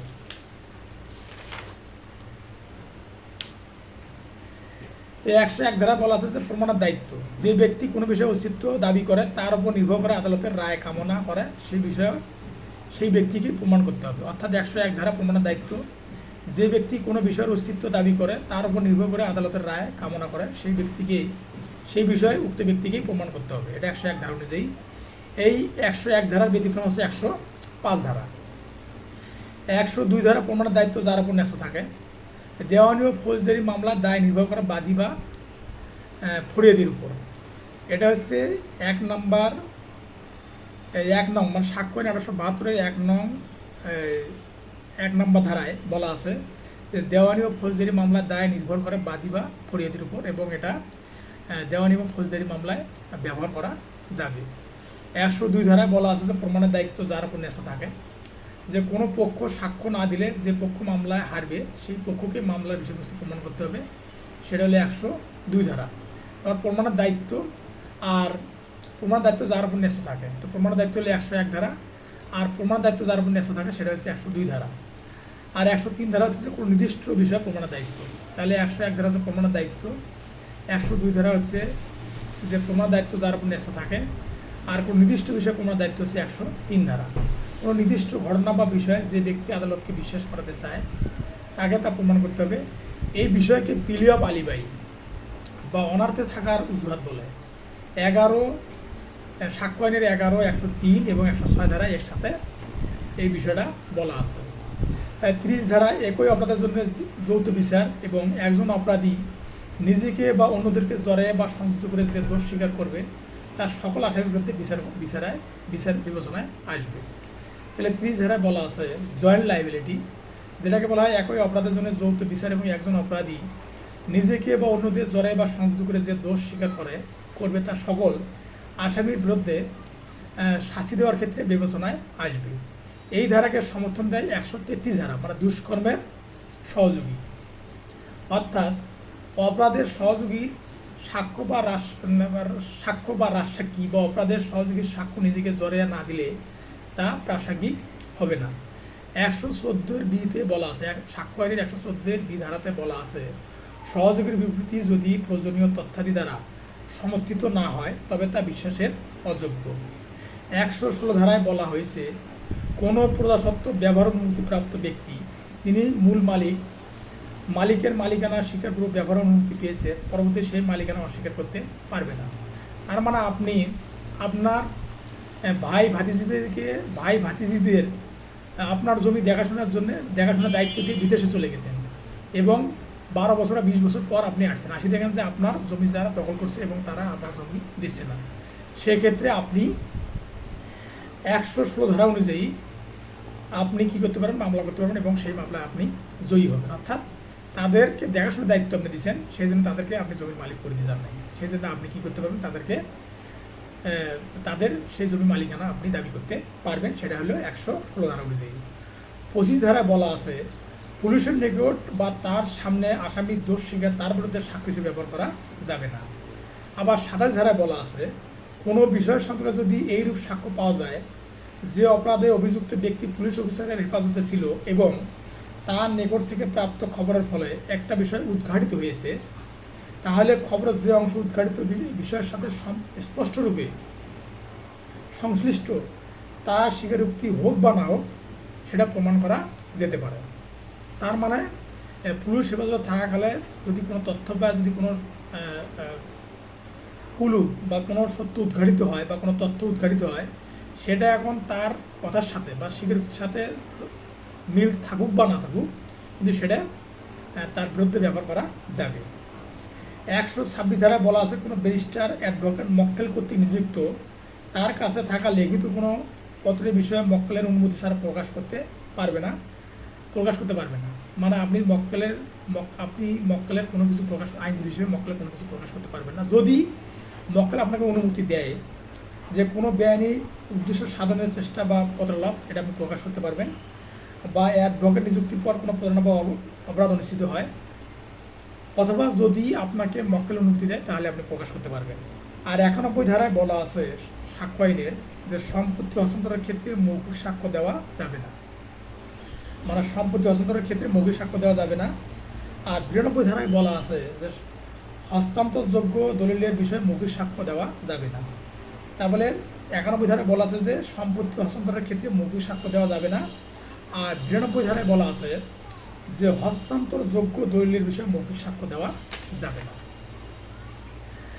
আর 72 ডিএলআর 141 রাশেদ বনাম রাষ্ট্র মামলায় বলা হয়েছে, মৃত্যুকালীন ঘোষণার সত্যতা নির্ধারণের জন্য প্রধানত 3টি মানদণ্ডের প্রয়োজন হয়। মানে 72 ডিএলআর 141 রাশেদ বনাম রাষ্ট্র মামলায় বলা হয়েছে যে মৃত্যুকালীন ঘোষণার সত্যতা নির্ধারণের জন্য প্রধানত 3টি মানদণ্ডের প্রয়োজন হয়। তা হলো অন্তর্নিহিত সত্য কিনা, আবার মৃত ব্যক্তির পক্ষ থেকে আক্রমণকারীকে শনাক্ত করা বা নামকরণের ক্ষেত্রে ভুল হওয়ার সম্ভাবনা আছে কিনা। তার মানে অন্তর্নিহিত সত্য কিনা, মৃত ব্যক্তির পক্ষ থেকে আক্রমণকারীকে শনাক্ত করা বা নামকরণের ক্ষেত্রে ভুল হওয়ার সম্ভাবনা আছে কিনা। মানে মৃত ব্যক্তির পক্ষ থেকে আক্রমণকারীকে শনাক্ত করা বা নামকরণের ক্ষেত্রে ভুল হওয়ার সম্ভাবনা আছে কিনা। আর 3 নম্বর হচ্ছে যে এটি বাইরে কোনো পক্ষের অনুরোধ মুক্ত কিনা। মানে অর্থাৎ বাইরের লোক বলেছে অমুকের নাম বল, কিন্তু মরবই অমুকের নাম বল, সেরকম কিনা। বা মামলার অন্য প্রমাণ এবং পরিস্থিতির সাথে সংগতিপূর্ণ কিনা। তার মানে সে যে মৃত্যুকালীন ঘোষণাটা দিছে, এটার সাথে অন্যান্য বিষয় মিল আছে কিনা, সেটা একটা বিষয়। 2022 সালের সংশোধনী মতে, অর্থাৎ 2020 নভেম্বরে যে সংশোধনী হয় সাক্ষ্য আইনের অ্যামেন্ডমেন্ট, 3 ধারা বক্তব্য, ডিএনএ যদি কোনো ঘটনা বা প্রমাণ বা মিথ্যা প্রমাণ করে, মানে 3 ধারার বক্তব্য মতে ডিএনএ যদি কোনো ঘটনা প্রমাণ বা মিথ্যা প্রমাণ করে, তাহলে তা ফিজিক্যাল অর ফরেন্সিক এভিডেন্স হিসেবে গণ্য হবে। আবার 1 ধারা অনুযায়ী সাক্ষ্য আইন দেওয়ানি ও ফৌজদারি উভয় ক্ষেত্রে প্রযোজ্য। মানে 1 ধারা অনুযায়ী সাক্ষ্য আইন দেওয়ানি ও ফৌজদারি উভয় ক্ষেত্রে প্রযোজ্য। 61 ধারায় বলা আছে যে কোনো দলিল প্রাথমিক সাক্ষ্য তথা ওই দলিল দ্বারা প্রমাণ করতে হবে। মানে যে কোনো দলিল প্রাথমিক সাক্ষ্য তথা ওই দলিল দ্বারা প্রমাণ করতে হবে, অর্থাৎ দলিল দিয়ে প্রমাণ করতে হবে, এটা বলা আছে 61 ধারায়। আর 90 ধারায় বলা আছে যে 30 বছরের পুরাতন দলিল যদি সঠিক হেফাজত থেকে উদ্ধার হয়, তাহলে সেটা আদালত প্রমাণ করতে পারে। 115 ধারায় বলা আছে কোনো ব্যক্তি যখন তার ঘোষণা, কাজ কিংবা নীরবতা দ্বারা অন্য ব্যক্তিকে ইচ্ছাকৃতভাবে কোনো বিষয়ে সত্য বলে বিশ্বাস করিয়েছেন এবং সেই বিশ্বাসের বশবর্তী হয়ে কোনো কাজ করতে দিয়েছেন, তখন সেই ব্যক্তি উক্ত বিষয়ের সত্য অস্বীকার করতে পারবে না। অর্থাৎ 115 ধারা বলা আছে স্টেপল, যে আপনি একটা বিষয় বলছেন যে আমি তোকে এই জিনিসটা দিব, কিন্তু ওই জিনিসটা পাওয়ার পর আপনি তাকে দিচ্ছেন না, অর্থাৎ আপনি ওয়াদা দিয়ে ওয়াদা রাখতেছেন না, সেক্ষেত্রে কিন্তু অবশ্যই আপনি সেটা অস্বীকার করতে পারবেন না, সেটা সাক্ষ্য আইনে 115 ধারা অনুযায়ী। আর 138 ধারাতে বলা আছে যে সাক্ষী যারা যে বক্তব্য দিচ্ছেন তার ব্যাখ্যা স্পষ্ট করার জন্য পুনর্জবানবন্দি করা হয়। 138 ধারা বলা আছে যে পূর্ণ জেরা, মানে জেরা অথবা পূর্ণ জেরা সম্পর্কে, যে মানে আপনি যে সাক্ষীকে পূর্ণ জেরা করবেন বা পূর্ণ জেরা করার যে একটা প্রক্রিয়া বা পদ্ধতি, সেটা কিন্তু বলা আছে সাক্ষ্য আইনের 138 ধারাতে। তো 138 ধারা অনুযায়ী আপনি সাক্ষীকে পূর্ণ জেরা করতে পারবেন। আমরা জানি যে লিডিং কোশ্চেন, যেটাকে ইঙ্গিতভাবে প্রশ্ন বলা হয়, এটা বলা আছে 141 ধারাতে। 141 ধারাতে যে লিডিং কোশ্চেন বিষয়টা বলা আছে, এটাতে ওই লিডিং কোশ্চেনটা হলো যে প্রশ্নের মধ্যেই প্রশ্নের উত্তর থাকে, সেটাকে লিডিং কোশ্চেন বলা হয়। এটা হচ্ছে 141-এর সাক্ষ্য আইনের 141 ধারা মতো। আর 155-3 ধারাতে বলা হয়েছে কোনো সাক্ষীর বর্তমান বক্তব্য তার পূর্ববর্তী বক্তব্যের সাথে সাংঘর্ষিক প্রমাণের মাধ্যমে তার বিশ্বাসযোগ্যতা পূর্ণ করা যাবে। আমরা জানি যে হোস্টেল উইটনেস বা বৈরী সাক্ষ্য সম্পর্কে 154 ধারাতে বলা আছে। 154 ধারাতে বলা আছে যে আপনি যে সাক্ষীকে আহ্বান করছেন, সেই সাক্ষী বিরোধী পক্ষের টাকা খাওয়ার পর আপনার বিরুদ্ধে গেছে, তাহলে এই সাক্ষীকে বলা হয় হোস্টেল উইটনেস বা বৈরী সাক্ষী। এই বৈরী সাক্ষীর বিশ্বাসযোগ্যতা হরণ করার জন্য আপনার 155 ধারাতে 4টে বিষয় আপনি নিয়ে আসতে পারবেন, বা 4টে উপাদান আছে। সেই 4টে উপাদান হচ্ছে যে প্রথম উপাদানটা হলো যে সাক্ষী প্রমাণের মাধ্যমে সাক্ষীকে বিশ্বাসের অযোগ্য বলে প্রমাণ করা যাবে, মানে সাক্ষ্য প্রমাণের মাধ্যমে সাক্ষীকে বিশ্বাসের অযোগ্য বলে প্রমাণ করা যাবে 155 ধারা অনুযায়ী। 2 নম্বর হচ্ছে সাক্ষীকে ঘুষ প্রদান করা হয়েছে, তার মানে সাক্ষ্য প্রমাণের মাধ্যমে আপনি সাক্ষীকে অযোগ্য বলে ঘোষণা করতে পারবেন। তারপর 2 নম্বর আপনি বলতে পারবেন সাক্ষীকে ঘুষ দেওয়া হয়েছে, যার জন্য সাক্ষী কী হয়েছে, আমার বিরুদ্ধে চলে গেছে। 3 নম্বর সাক্ষীর বর্তমান যে সাক্ষী দিচ্ছে, বর্তমান বক্তব্য এবং আগে যে বক্তব্য দিচ্ছে তার সাথে মিল নেই, সেটা সামঞ্জস্যহীন বা সামঞ্জস্যপূর্ণ নয়, এই কথা বলে আপনি সাক্ষীর বিশ্বাসযোগ্যতা হরণ করতে পারবেন। আর 4 নম্বরটা হচ্ছে সেটা হলো চরিত্র নিয়ে প্রশ্ন তুললে বাদিনী যে দুশ্চরিত্রা, সেটা আপনি প্রমাণ করতে পারবেন। অর্থাৎ 155 ধারায় 4টি ক্ষেত্রে আপনি সাক্ষীকে বিশ্বাসের অযোগ্য বা অভিশংসন, যেটাকে বলা হয় আইনের ভাষায়, বিশ্বাসের অযোগ্য হিসেবে আখ্যায়িত করতে পারবেন। তাহলে 154 ধারায় বলা আছে যে সাক্ষীর বৈরী সাক্ষ্য বা হোস্টেল উইটনেস বা বৈরী সাক্ষ্য, যে সাক্ষীকে আপনি আহ্বান করছেন ওই সাক্ষী আপনার পক্ষে কথা না বলে বিরোধী পক্ষের যদি কথা বলে, সেটাকে হোস্টেল উইটনেস বা বৈরী সাক্ষী বলা হয়। এই বৈরী সাক্ষীর বিশ্বাসযোগ্যতা হরণ করার জন্য 155 ধারাতে 4টে বিধি রয়েছে। সেই 4টে বিধির মধ্যে রয়েছে যে সাক্ষ্য প্রমাণের মাধ্যমে আপনি সাক্ষীকে বৈরী সাক্ষ্য ঘোষণা করতে পারবেন। তারপরে সাক্ষীকে ঘুষ প্রদান করা হয়েছে এই অভিযোগ এনে আপনি সাক্ষীকে বৈরী সাক্ষ্য ঘোষণা করতে পারবেন। তারপর সাক্ষীর বর্তমান বক্তব্যের সাথে পূর্বে যে বক্তব্য, অর্থাৎ আগে যে বক্তব্য ছিল সেটা বক্তব্যের মিল নাই, সেটা বলে আপনি সাক্ষীকে বৈরী সাক্ষ্য হিসেবে ঘোষণা করতে পারবেন। তারপরে 4 নম্বর হচ্ছে বাদিনীকে দুশ্চরিত্রা, বাদিনী যদি মহিলা হয় তাকে দুশ্চরিত্রা হিসেবে প্রমাণ করিয়ে আপনি কী করতে পারবেন, বৈরী সাক্ষ্য হিসেবে ঘোষণা করতে পারবেন। তো এইভাবে সাক্ষ্য আইনের এই বিষয়গুলো আপনার এইভাবে আসবে। এবং এই সাক্ষ্য আইনে যে বিষয়গুলো আছে, এই সাক্ষ্য আইনের বিষয়গুলো যে বিষয়গুলো এতক্ষণ আলোচনা করলাম, ফৌজদারি কার্যবিধি, দণ্ডবিধি, Bangladesh legal practitioner bar council order 1972, তামাদি আইন এবং সাক্ষ্য আইন, এই যে বিষয়ে ধারাগুলো আলোচনা করলাম, এই ধারাগুলো থেকে প্রবলেমেটিক বা সমস্যাভিত্তিক প্রশ্ন আসে। এই প্রশ্নগুলো থাকে হলো 60, এই প্রশ্নগুলোর মধ্যে 60 থাকে এবং বাকিগুলো বর্ণনামূলক থাকে 40। সবাই ভালো থাকেন, ধন্যবাদ সকলকে।